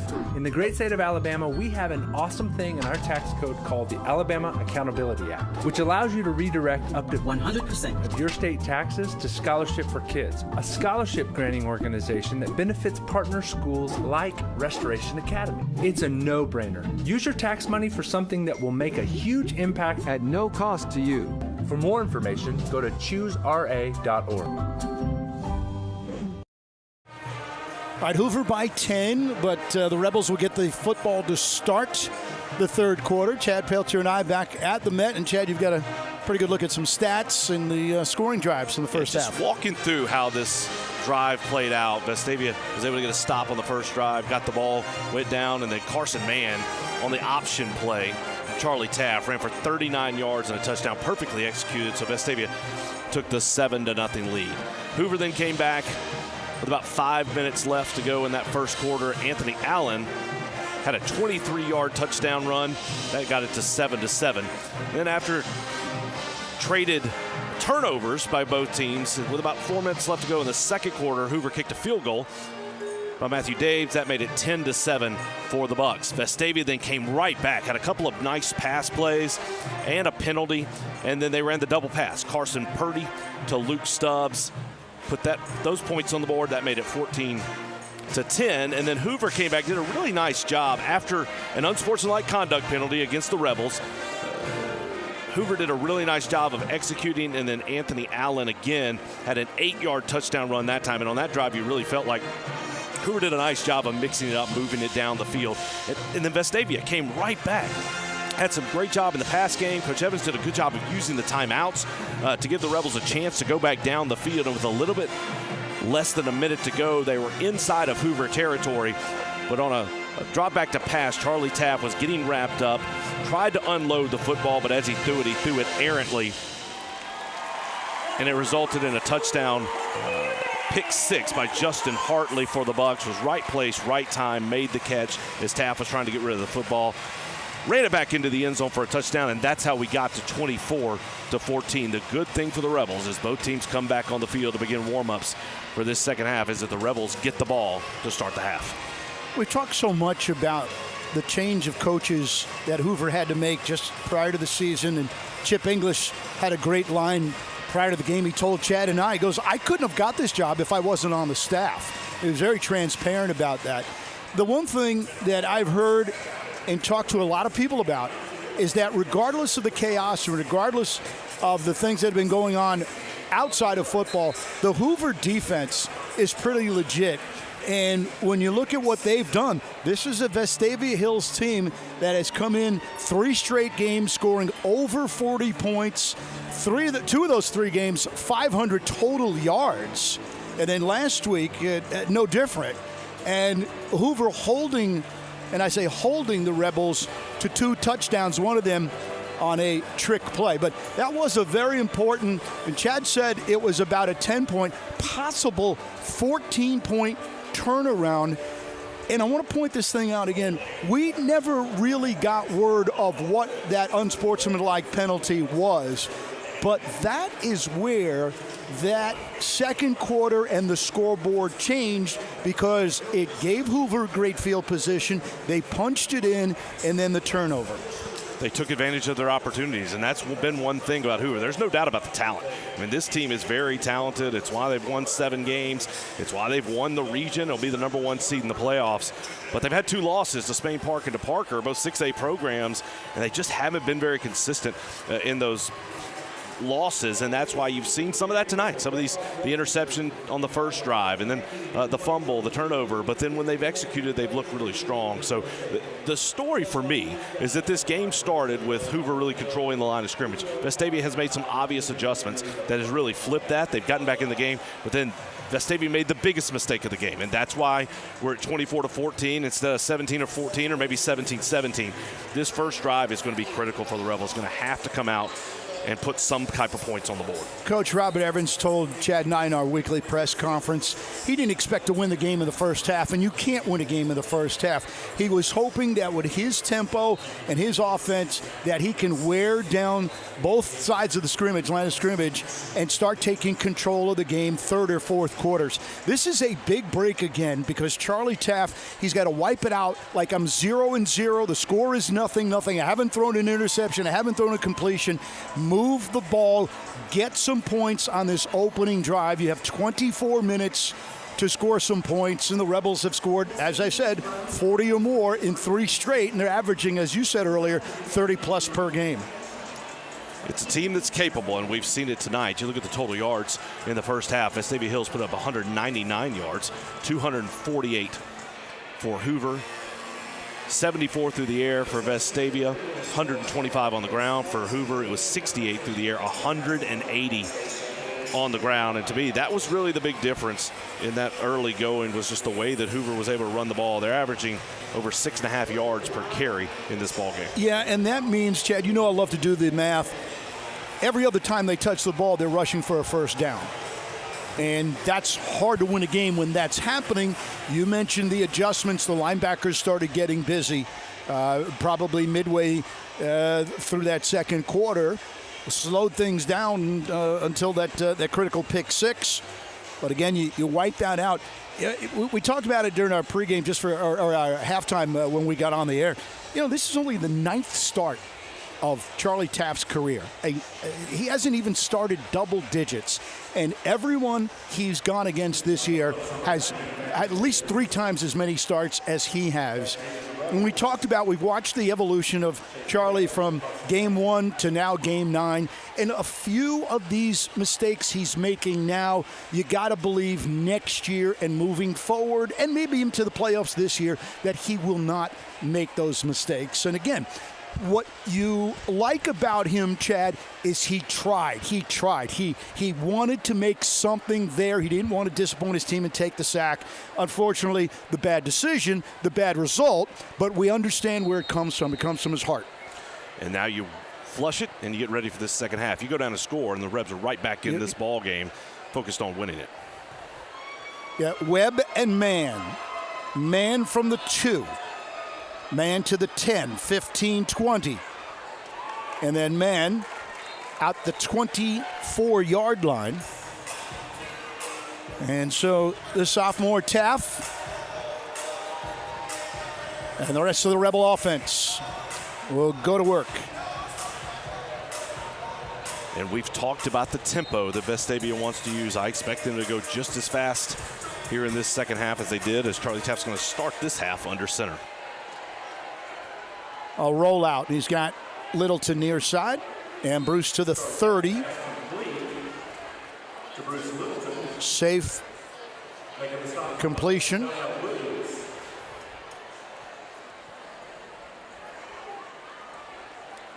Second straight time under center. That's Webb.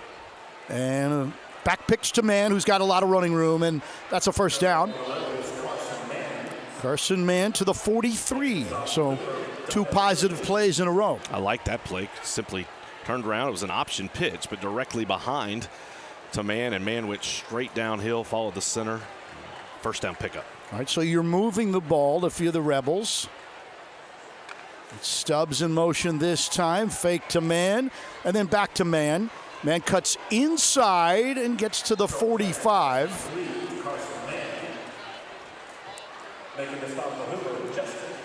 And Man, such a versatile player, played receiver most of this year until the Rebels needed a running back. He's moved right in there, and there he looked like a receiver. Caught that ball, made a nice move to make, again, a nothing into something. Well, that was Hartley, by the way, on the tackle, the guy who had that pick 6, Chad, and that's a pretty athletic play by Hartley, as nothing happens here. But we're talking about a guy who ran back a kick, and then he runs Carson Man down from behind.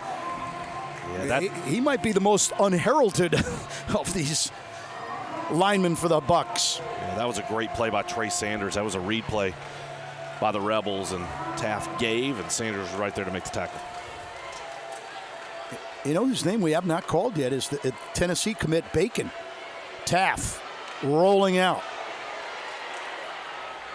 That's out of bounds, and that's what he wanted to do to end the second quarter. Tyson Bacon, talk about him, Chad, a junior, and he recently signed a letter of intent to play for Tennessee, but have we called his name? We really haven't, and that just tells you the depth that this Hoover defensive line has. So many players, but yeah, Bacon, just a junior, committed to Tennessee. Long punt, Simpson, and the Bucks will take over at about the 10 and maybe half a yard here in the third quarter. So a couple of good plays for the offense, but then it stalled on a couple of running plays. Yeah, the defense is going to have to come up with a big play here. Again, that was, look, you picked up a first down or 2, but not able to capitalize. It was a good job of reading by this Hoover defense. And now it's up to the Vestavia defense. Make a play, get the ball back. And that's going to be the focus. It's one snap at a time throughout this half. You can't worry about what just happened. You can't worry about that first half. You flush that play, you get ready for the next one, whether it's positive or negative. And we'll see how the defense responds here. And I'll be interested to see how does Hoover choose to attack. Obviously very effective in the run game in the first half. They start passing a lot more later in that second quarter. Anthony Allen, who has scored 2 touchdowns, is the running back. Here's a screen. Some good yardage tiptoeing his way on the sidelines. Jonah Winston, who for the most part has been quiet. And that's a true run-pass option there. You saw Beeson. He's got a run play available, and the second he saw the defense respond, he immediately pulled it and just flipped it out to Winston. And it's essentially an extension of the run game. It's just that quick screen pass, get it to him right at the line of scrimmage, and then let him run against the soft coverage. And Jonah's brother, by the way, Jameis, Chad, is now the starting quarterback for the Cleveland Browns. Little pitch to Winston, and the Rebels are right there to gobble him up. That's a big first down stop for the Rebels. We've said it a number of times here tonight, but first down, so critical. Now you're in a 2nd and 10. If Vestavia can keep this Hoover offense there, that is a very favorable spot. And usually around the ball, numbers 8 and 9 for the Rebels. Yates Bannon and Grayson Bruno. And they were both in on the tackle there. 2nd and 10. There's the shift by the defense, and then caught. Tab, and that's going to be a first down on the slant. It's going to be a legal man downfield against Hoover, so that's a big break for the Rebels. Looks like he wanted that to be a slip screen. The offensive lineman released down the field to go block, but the ball was ultimately called about 3 yards down the field. So a penalty against the Bucks is going to back that one up. Huge. Takes away a first down, and you're playing a little game of possession here. Field position, I should say. Not possession, but field position. And this brings the Bucks all the way out to, or back rather, to their 16.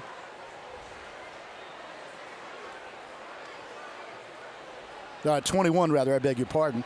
And that's Allen. Allen to the outside, cuts back inside, and gets a good chunk of that penalty yard back. He will not get a first down yet, but it was a pretty good run by Anthony Allen. Yeah, that was a good run, and just a good job again by this Hoover offensive line of sealing off this defense.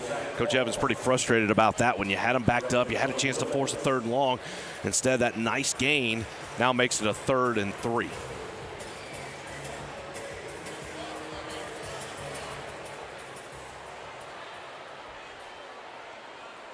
Mosley is the running back. That's Winston in motion. A drop, and a big drop will set up a 4th down. It was right on the hands of Jeremiah Tab.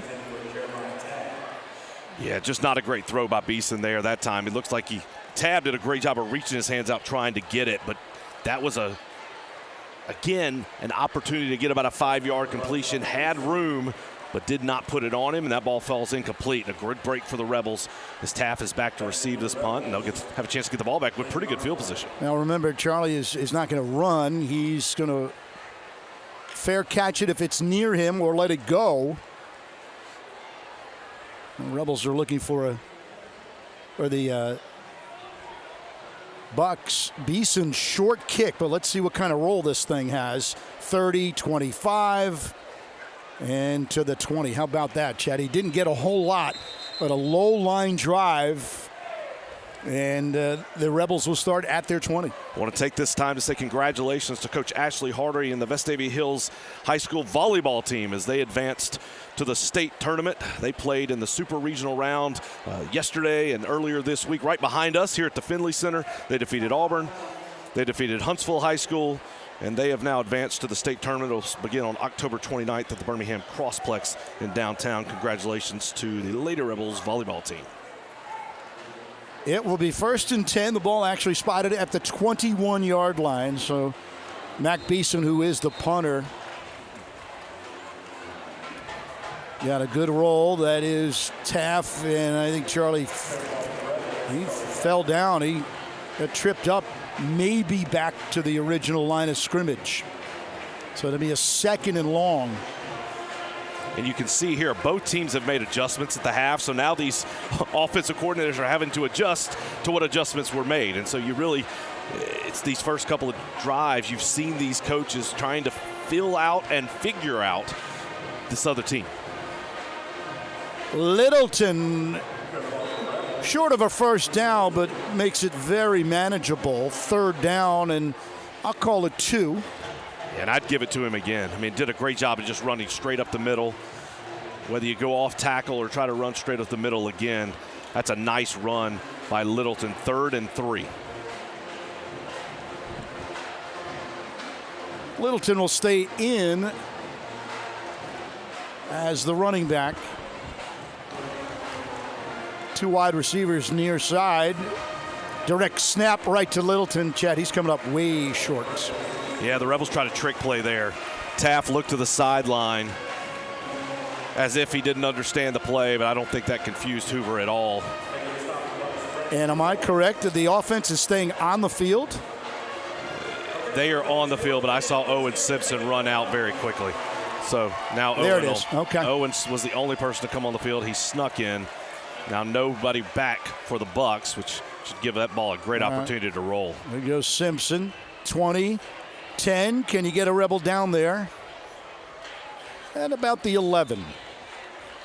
And that's something that goes unnoticed, but it's something that you practice that really gives you those hidden yards. As soon as that play was over, Owen Simpson sprints on the field. He actually had his punting ball, and he set the ball down and gave it to the official. Of course, as quickly as he did it, he looked just like any other substitute coming in, like they might go. The rest of the offense stays on the field. They huddle up. They snap quickly. Therefore, Hoover does not get any type of return guy on the field, and you push them back to their own 11-yard line. Hey, tell that story again about Owen forgetting his kicking balls the first couple of games.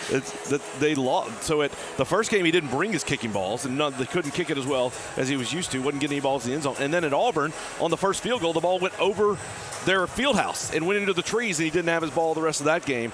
He's had them ever since. He's been outstanding. It's got to be holding. Mosley over the 30, the 40. He got a ton of yards. Do you see the flag? There's no flag. Spence Hannah got grabbed and pulled and spun around right in front of the official, but no flag came out. Now, you've been broadcasting here for quite a long time. It's tough to get a flag on the. Yeah, look, it's tough. These officials have a tough job. That one was right in front of them, and it sprung the play. So really unfortunate that one didn't come out. Well, they will mark Mosley down at the 46. So the Bucks have some space. Fake. Beeson wants to go long. One-on-one coverage. It is caught. Jeremiah Tabb with an athletic catch. Thought Leighton Downey was in a great position. He was there, and Tabb did a great job of just going up and making the play. That's the first time we've seen them really go deep down the sideline. That's just an athlete making a play at the receiver position. And Downey could not have covered Tabb any better. That's the second outstanding catch made by Tabb. I was waiting for the official's call there. He was waiting for possession to see if the ball was dropped out of bounds. It was not. Yeah, Downey was in the perfect spot. Knew what play was coming. He was running step for step in the perfect spot, but Tabb just went up and made that catch. Well, that's certainly the best throw that Mac Beeson has made so far tonight. 2.5 quarters in, and there's his signature throw of the night to this point, because look at the field position the Bucks now have as they're driving for at least a field goal and maybe more. And that's a smart timeout by Coach Evans. He senses what's happening right here. Big plays. They're moving down the field. Had that big run, then a back-to-back pass, and he just called that timeout just to settle his guys down. Take a deep breath. Let's settle in. You don't want this thing to get out of hand. Again, if you could hold them to a field goal, keep it within 2 scores, that would obviously be ideal. Well, Beeson has thrown a couple of odd decision passes, which is the book. He's thrown an interception, but big gainer there to one of his outstanding receivers, Mosley, to the outside, and then Hannah knocks him out of bounds. Really well done there by Spence Hannah. Ran that one, immediately came up. It's still a gain of 5, but it's a nice, strong tackle by Hannah. Well, look at the thighs on, and here comes Mosley out of the game, but this guy is built, and he is tough to take down. Yeah, 5'10", 194, but does a good job of following his blocks, being patient, and letting the play develop.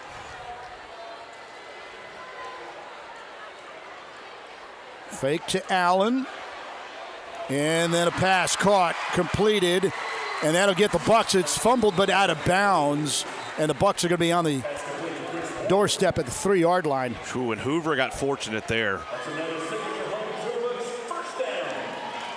Did a great job of diving forward, making an effort. They're going to call him out of bounds at the 4 because as he dove, that ball came loose and went into the end zone. Could have potentially been a touchback, but the officials saw him out at the 4. So that's where you're glad that you went out of bounds if you're the Hoover Bucks. So Mosley, who got one play off, is back in at running back. When you look at tape getting ready for this game, you would think, how do they not throw it to number 7, a 6'6", 6'7" guy? Instead, Mosley will run, and then Mosley will cross the goal line for a Buccaneer touchdown.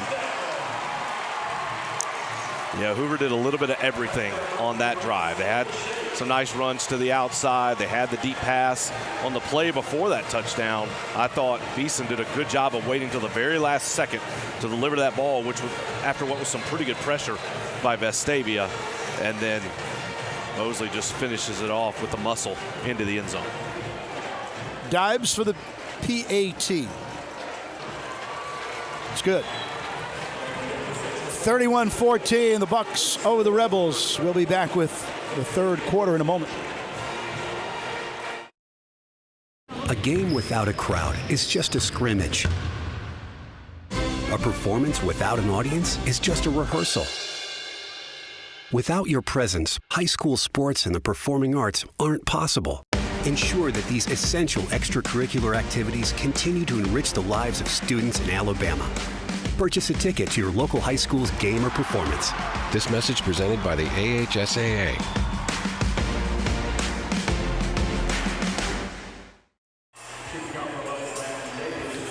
And we're back.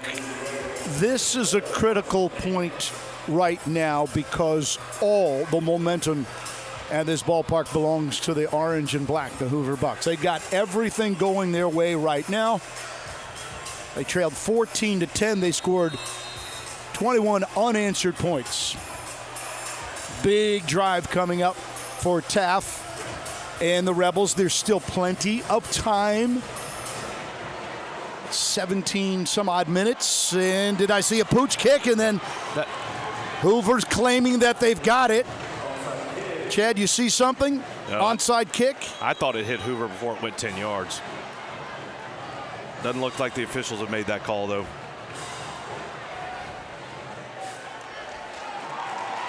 Goodness gracious. And another big break for the orange and black of the Bucs. And that's what the officials are talking. Did it hit them before it went 10 yards? I thought it did. And I think that's what the officials are now talking over. Nice play call by Coach Chip English to go for it. Obviously saw something that he liked. And so, again, we'll see what the officials ultimately call, talking through it. As we say in baseball about umpires, just get it right. Yeah, just so everybody knows, the ball has to go 10 yards before the kicking team can touch the ball. I thought it touched them about 2 yards early. Chad, it looks like through my binoculars that half of the Rebels offense and half of the Rebels defense is on the field. They're not really quite sure. You can also see the Rebels. Nope. I was about to say they were trying to eavesdrop on that conversation. I mean, that would have taken a mountain to overturn that. And big one for the Bucs. And they are now looking for the kill shot here. 21 straight points, plus possession, already in plus territory. And the Rebs really, they need some sort of a turnover. Empty backfield, no less. Well, Beeson's gotten a hot hand until there. Yeah. That wasn't too hot. Clearly a miscommunication on that play. He's trying to get the ball to Chris Warren, the Jacksonville State commit. Oh, he's trying to get that to Winston, excuse me. That was Winston outside. But you said it. Vestavia's got to get a stop here. I mean, this thing is really all the momentum on Hoover's side. They've gone from 17-14 to now 31-14 and able to convert on that onside kick. There's a blitz picked up. There's a flag. Allen will run, but there was a flag as the Rebels were blitzing. Grayson Bruno did a great job of getting into the backfield. And all that the Hoover offensive line could do was hold. So that's a big penalty there. And that's the type of gambles that the Vestavia defense is now going to have to take. What you do when you blitz like that, you put your secondary on an island and you make them play man-to-man against this outstanding receiving core. Vestavia's trying to protect that so far tonight, playing safeties behind, but you're at the point now where you've got to take those chances, try to push them back.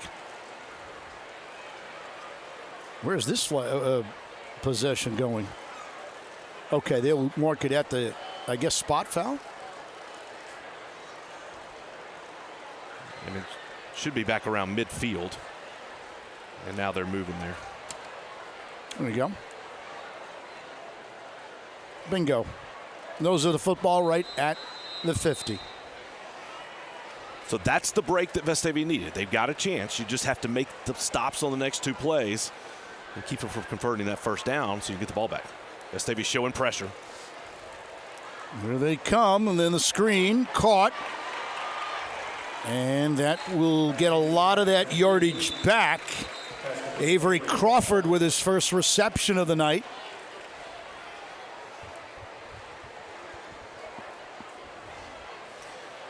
Crawford able to find some space.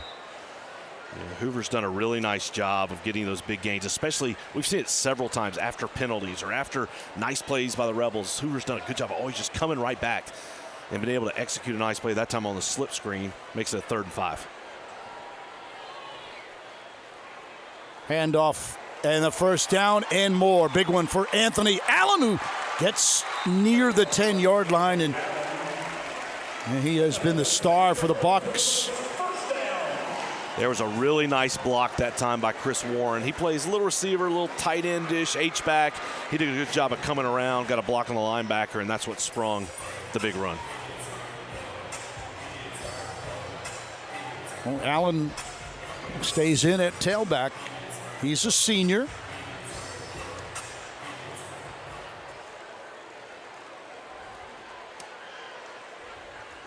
One more time. Stacked up at around the 11.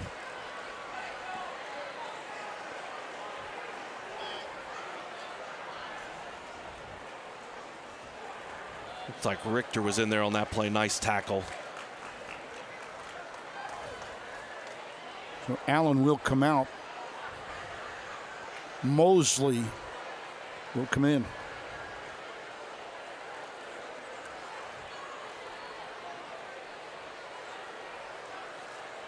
Second and 7 for the Bucks. They lead by 17. Mosley inside the 10.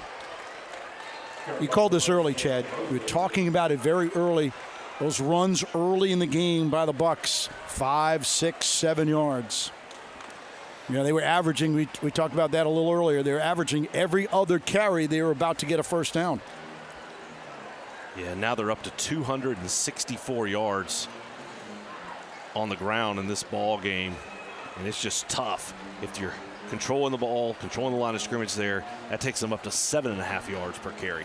Again, that just does the simple math. 2 carries, you got a first down.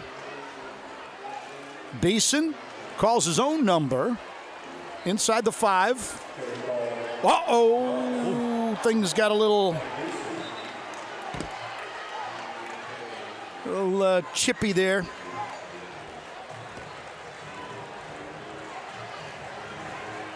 I think that's Daniel Richardson who might. Yeah, you can't do that. He got frustrated, obviously.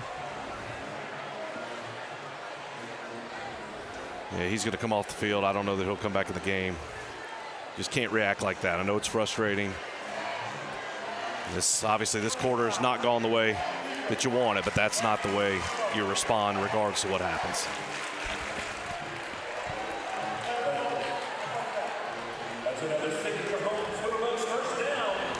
First and goal for the Bucks. Up by 17. Allen back in. He already has 2 touchdowns. That's a fumble, and I saw Beeson jump, Beeson jump right back on it. Almost. That was the break the Rebels needed. If you could have come up with that, maybe keep points off the board. But Beeson had a little bit of a lapse to let that ball fall. but a nice recognition to see it and dive on it and preserve this drive for the Buccaneers. Beeson is 6'2". He needed all of that plus his reach to get back to the ball. Second and goal from the 6. Left side caught, touchdown.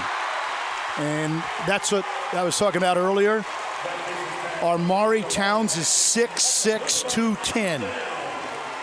That's an impossible stop in the red zone. No, and we've seen a lot of nice coverage by the Rebels. They've been in the right spot. It's just these big bodies for the Hoover Bucks have just done a great job of going up and making plays, just using their size, and there's just no way to combat that. The receivers are very comparable to the Carver Montgomery receivers, right? Yeah, they are. Size-wise, talent-wise, speed-wise. And Winston really is the only one that's not huge, but he might be the best one of all of them.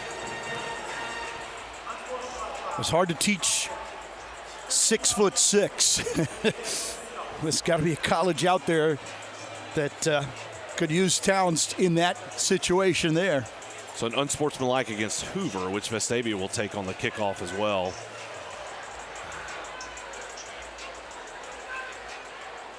That's the third unanswered touchdown for the Bucks.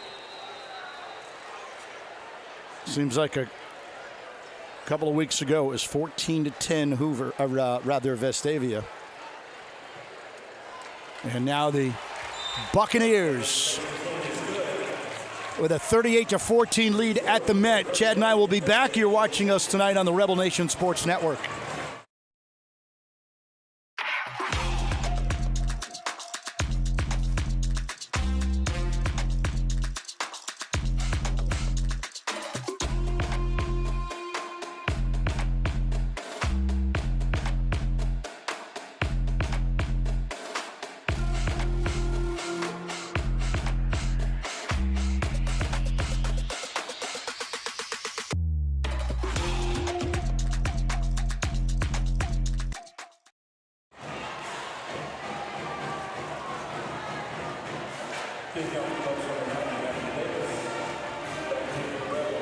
And we're back where the Buccaneers enjoying the fruits of that pick six late in the second quarter. And they have not looked back since.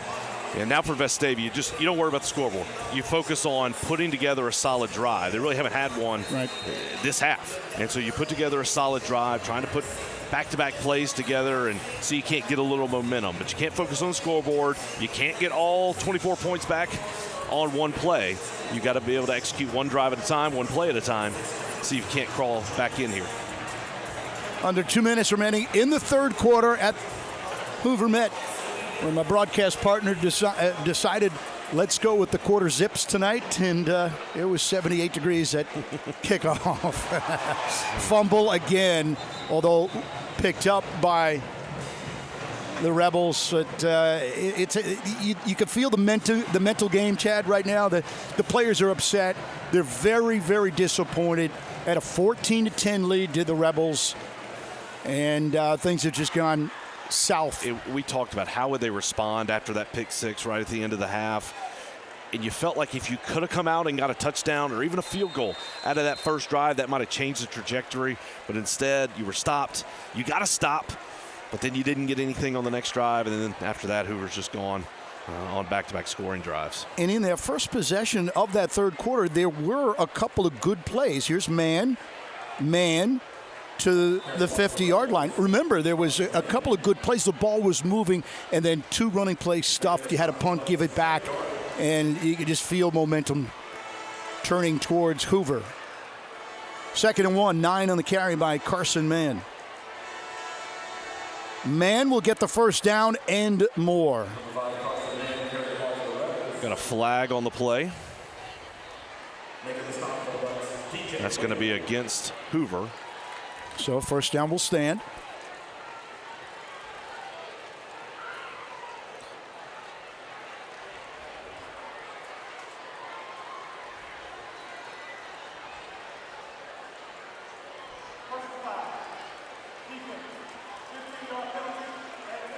Chad, things are getting a little chippy, as you would imagine in a rivalry game like this. I thought that he had signaled face mask, the line judge, but then the referee did not say exactly what the call was, just said personal foul.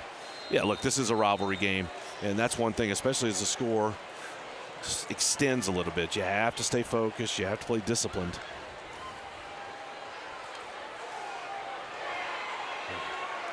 Taft ducks under, and then a horde of Bucks swallow him up at the 28. Yeah, Vestavia went with the flea flicker there. That's really well done in the secondary by Hoover. I've been impressed with the way that they've played sound fundamentally. They've done a really good job of being in the right spot, making plays, and that time did not bite at all.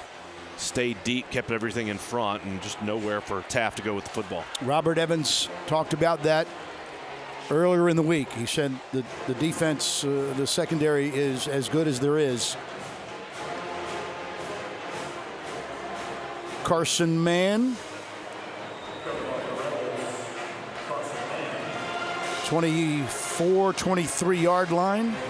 And that's where Vestavia had a lot of good success early in the ball game, running those sweet plays to the outside. And then Hoover did a good job of adjusting in the second quarter and certainly in that third.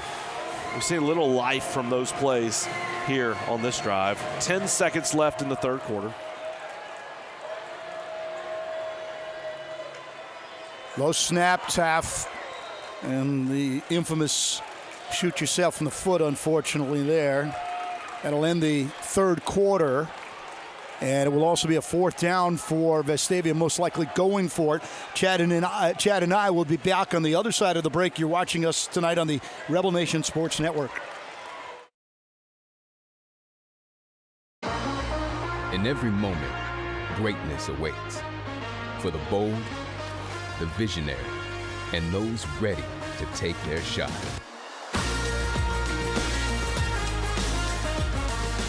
Here, we don't chase success, we define it.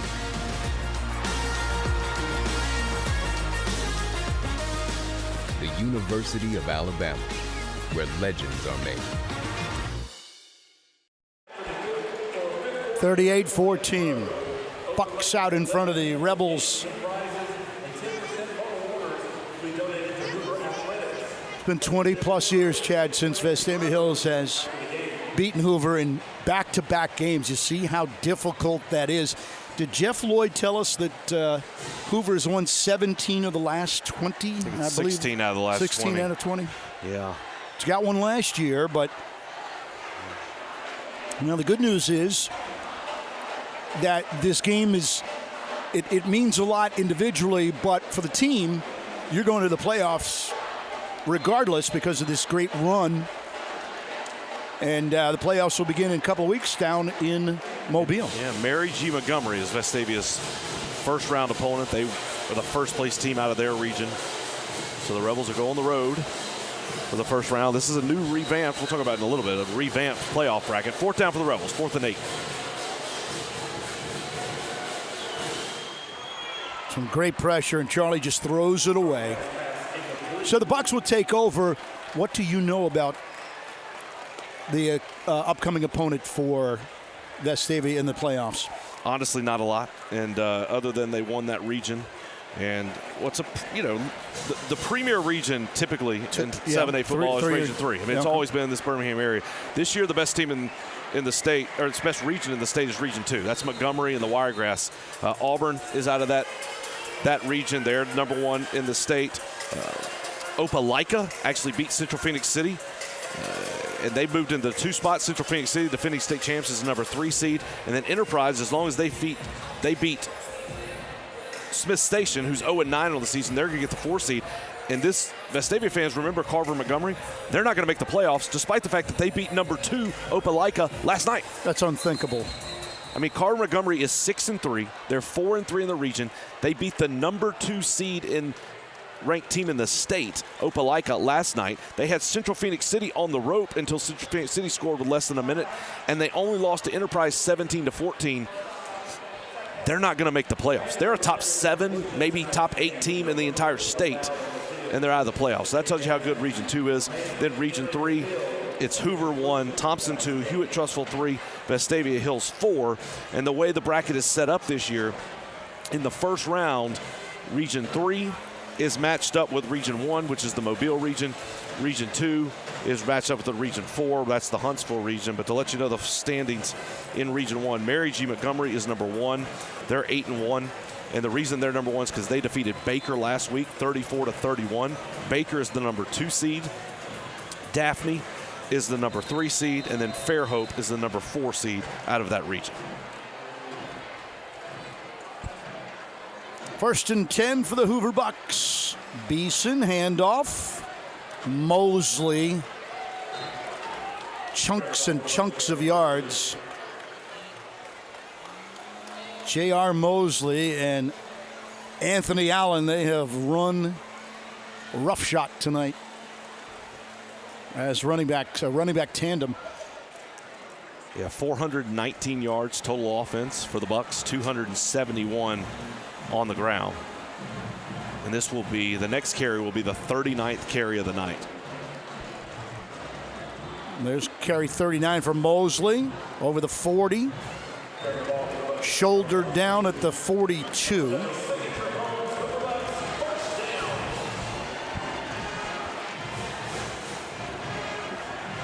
So one more game left on the regular season schedule. That's next Friday night at home. Then 2 weeks from tonight, the Rebels down in Mobile, as we mentioned, for the playoffs. And Robert Evans has done something that has not been done in quite some time. He will take the Rebels to the playoffs for 3 straight years. All 3 of his years as head coach. And we mentioned the bracket is different this year. Again, in the past couple of years, Region 3 has been matched up with Huntsville in the northern part of the state, and then you've had to play Birmingham, a Birmingham area team in the second round. That's not the case this year. They've mixed it up to try and kind of balance it out. So Hoover is going to be on the same side of the bracket as Vestavia. Mary G. Montgomery, number 1, will play Vestavia. They're on the top of that side of the bracket. Allen wants the edge.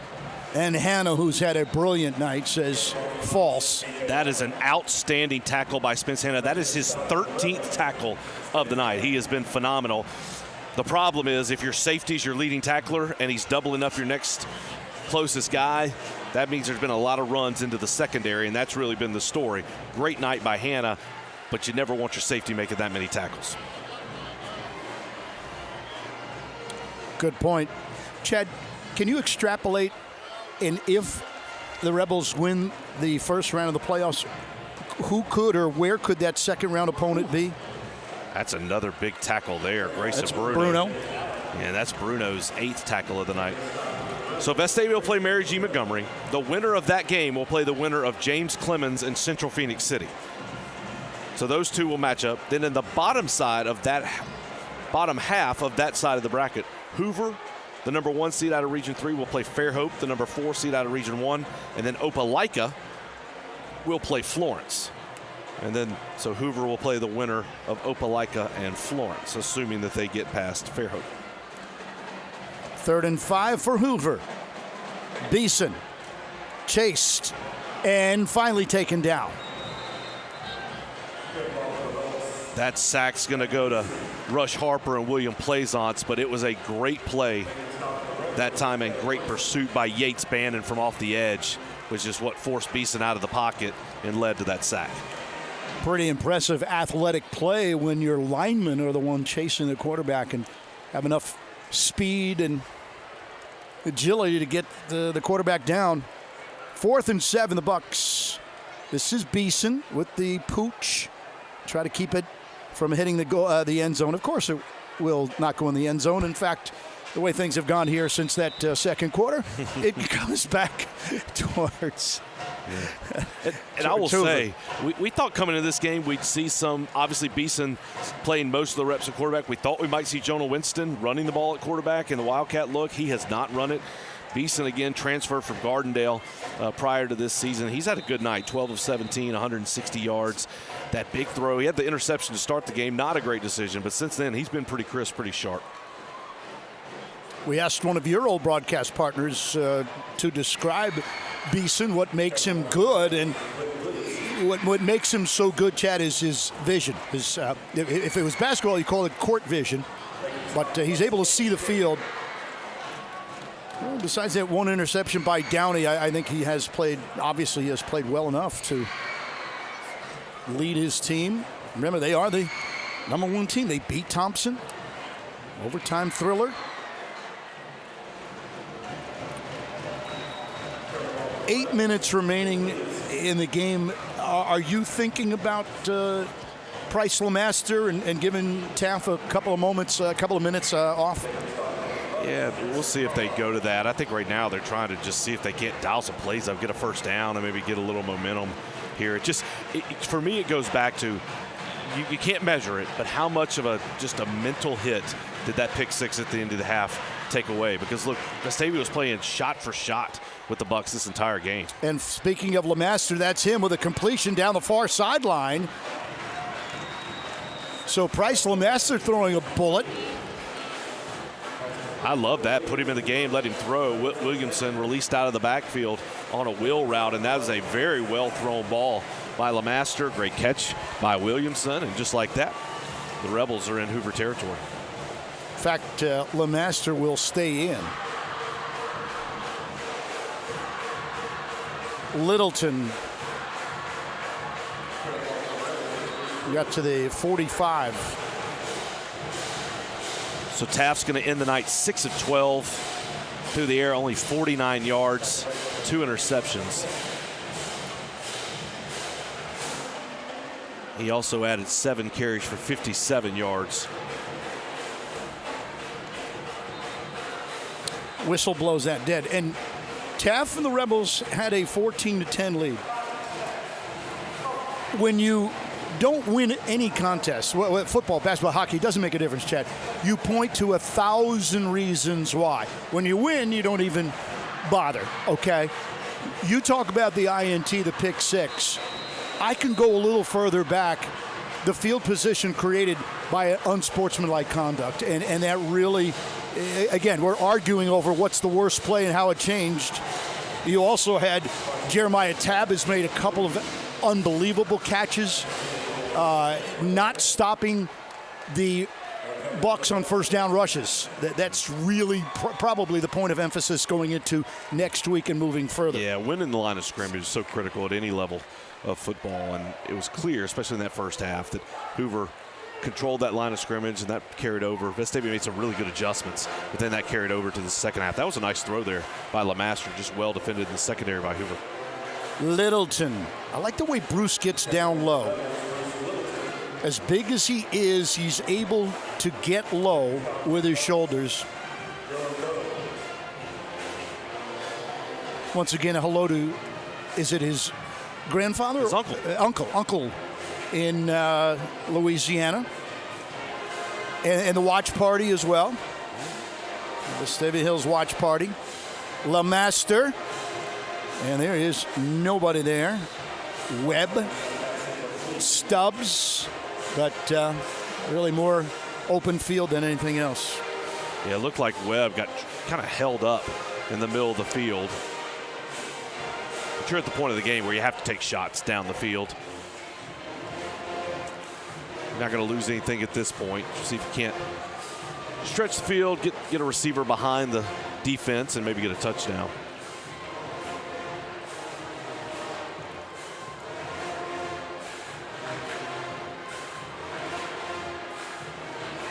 Webb in motion, handoff. Whit Williamson, 21-yard line. We have about a 50-50 chance of getting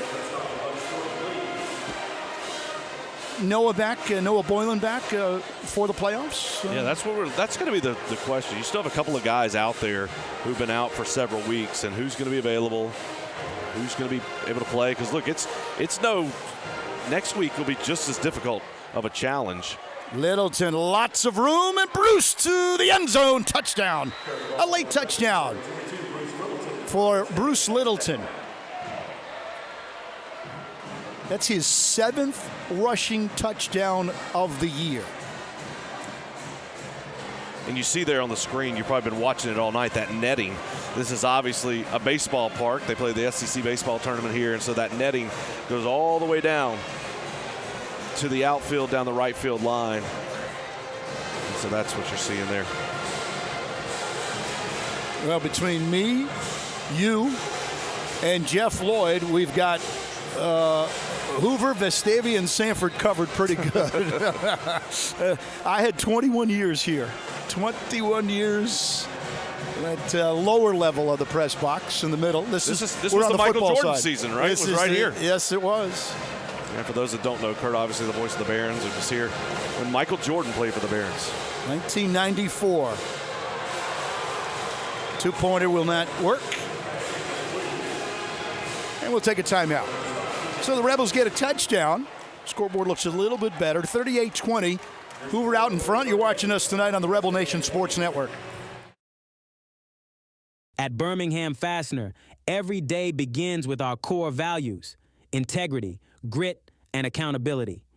We're on the lookout for talented individuals to join our sales and manufacturing teams at one of the nation's leading manufacturers. With over 15 locations nationwide, we offer endless opportunities for growth and success alongside incredible teammates. Be a part of shaping the future of American manufacturing and help us build our nation's infrastructure. We are back. 38-20, the Bucks. And the Bucks also, by the way, we haven't even talked about it. They got the onside kick too, which, yeah, little things. You take. What do they say about the game of football? There's about 3 plays per game that really make a difference. And onside attempt. And it looks like the Bucks, Vestavia had a chance. And that just tells the story of how this second half has gone.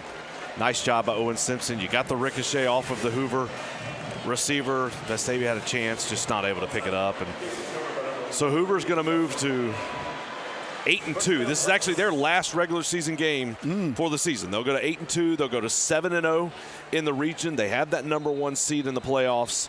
They will take next week off, and that's really the dilemma of when do you take your off week in Alabama high school football. Vestavia took it midway through the year when they absolutely needed it. It was the perfect time for the Rebels, but they will play next week against Clay Chalkville, highly ranked 6A opponent, whereas Hoover will be off getting ready for the first round of the playoffs.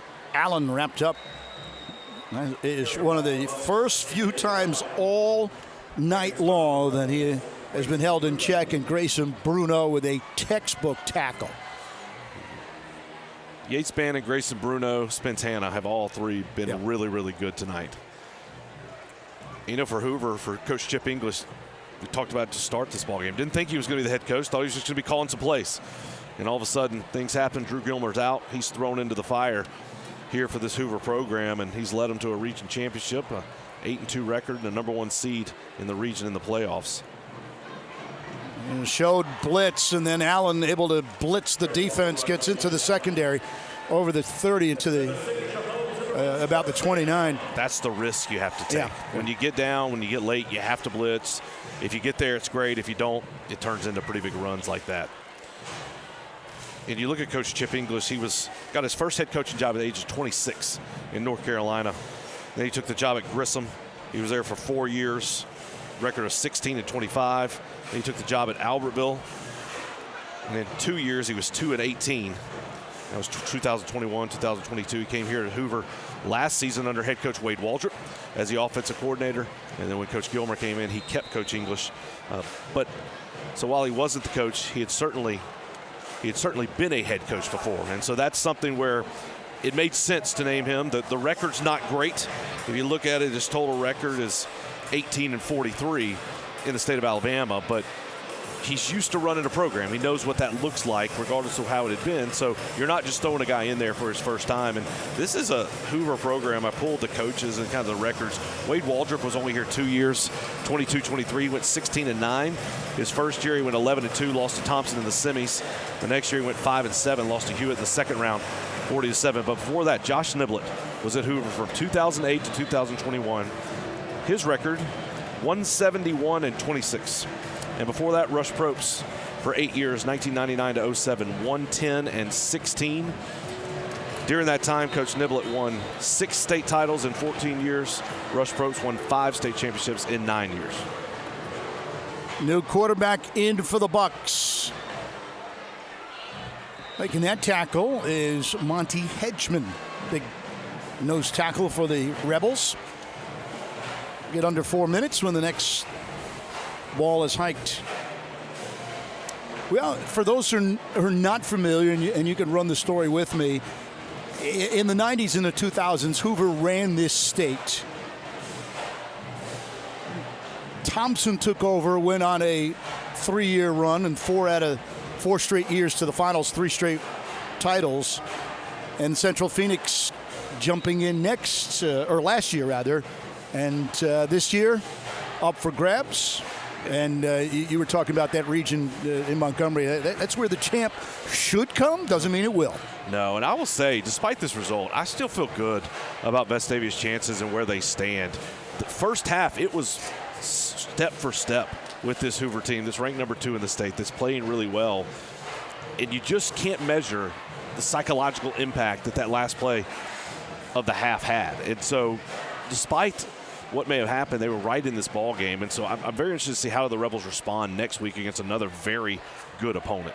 Rickavian Goldsmith, by the way, is the quarterback.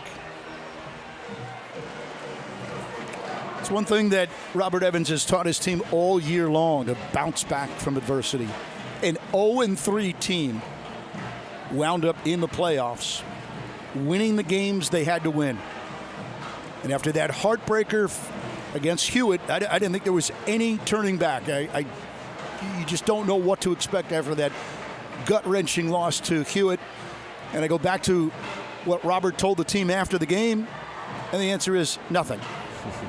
He didn't say a word about the heartbreaker. He said, I love you guys. We are a team. We play together. We're going to win. And it was just really, to me, maybe the turning point of the season for the Rebels, where you could have gone one way, but they went the way of scoring 40 points a game, pitching some shutouts. And I think you'll see a similar message tonight. This is a hiccup. Yeah. In the big picture, it doesn't matter. No. It doesn't affect your playoff position. It doesn't affect your seeding. It's a loss, which you obviously would prefer to have a win. But it was a good quality opponent, the number 2 team in the state, and you get to come back have another quality opponent next week to get ready for that first round of the playoffs when anything could happen. And when you look at what an open tackle that was, and of course Grayson Bruno, but when you look at now what Hoover has done, okay, go back to that schedule. Carver, Auburn, Thompson, Hoover. It's really incredible. You look at the schedule. If you go on this week's rankings, Vestavia has played the number 1 team in the state, the number 2 team in the state, the number 7 team, the number 8 team, and the number 10 team. And then the first round of the playoffs, they'll play Mary G. Montgomery, who's currently ranked number 4.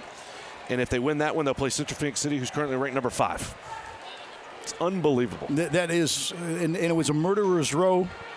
You asked a long time ago during this broadcast about the schedule, and you play up to your competition, play down, and I like what Robert Evans did, because you've got to get tested. You're trying to get better for region play. And he went against 2 top physical teams, 2 top 5 teams. And I think, again, learning, rebounding from those losses.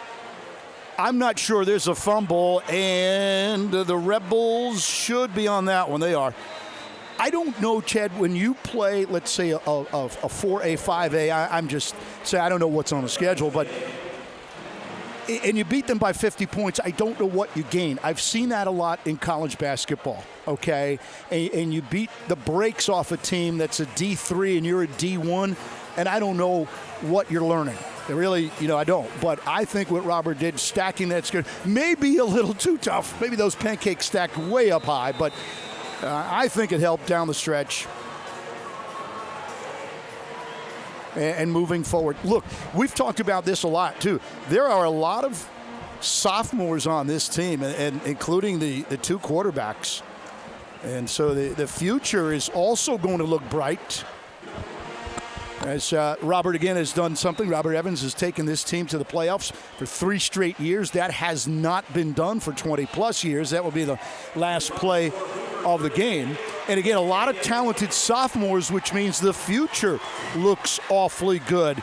The Bucks tonight, they turned that game on that INT late in the second quarter, Chad, and they will win tonight 38-20. Yeah, it's a good performance by Hoover. They came out, especially in that second half, and really did what they needed to do, take control of the game, and then kind of put it away as that went on.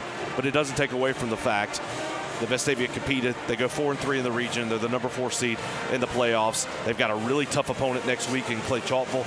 You get ready, you battle through that one, and then you get ready for the playoffs, and it's 1 week at a time. That's all you can do. And I think after this one, now you turn on that playoff mindset. Let's get ready, where ultimately next week doesn't affect anything in the playoffs, but let's treat it like it's a playoff game. Let's go win it. Let's give us some momentum going into the playoffs, and then get ready to make a big road trip and try to make some noise once those playoffs begin.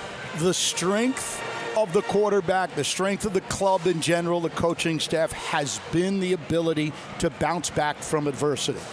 0-3 to a playoff-bound team, that's pretty darn incredibly impressive. And that's what you're going to focus on. This is a very good Vestavia team that can beat really good football teams. Didn't get it done tonight, but I think there's some more success in this team's future. So our entire crew here at the Hoover Met did a brilliant job on a beautiful Friday night in mid-October. For John Versiglio and Abby Gillette, Myra Miles, Robert Evans, our outstanding student-run crew. My broadcast partner, Chad Pilcher, this is Kurt Bloom, CB, saying may today be the best day of your life, but tomorrow be even better right here on the Rebel Nation Sports Network.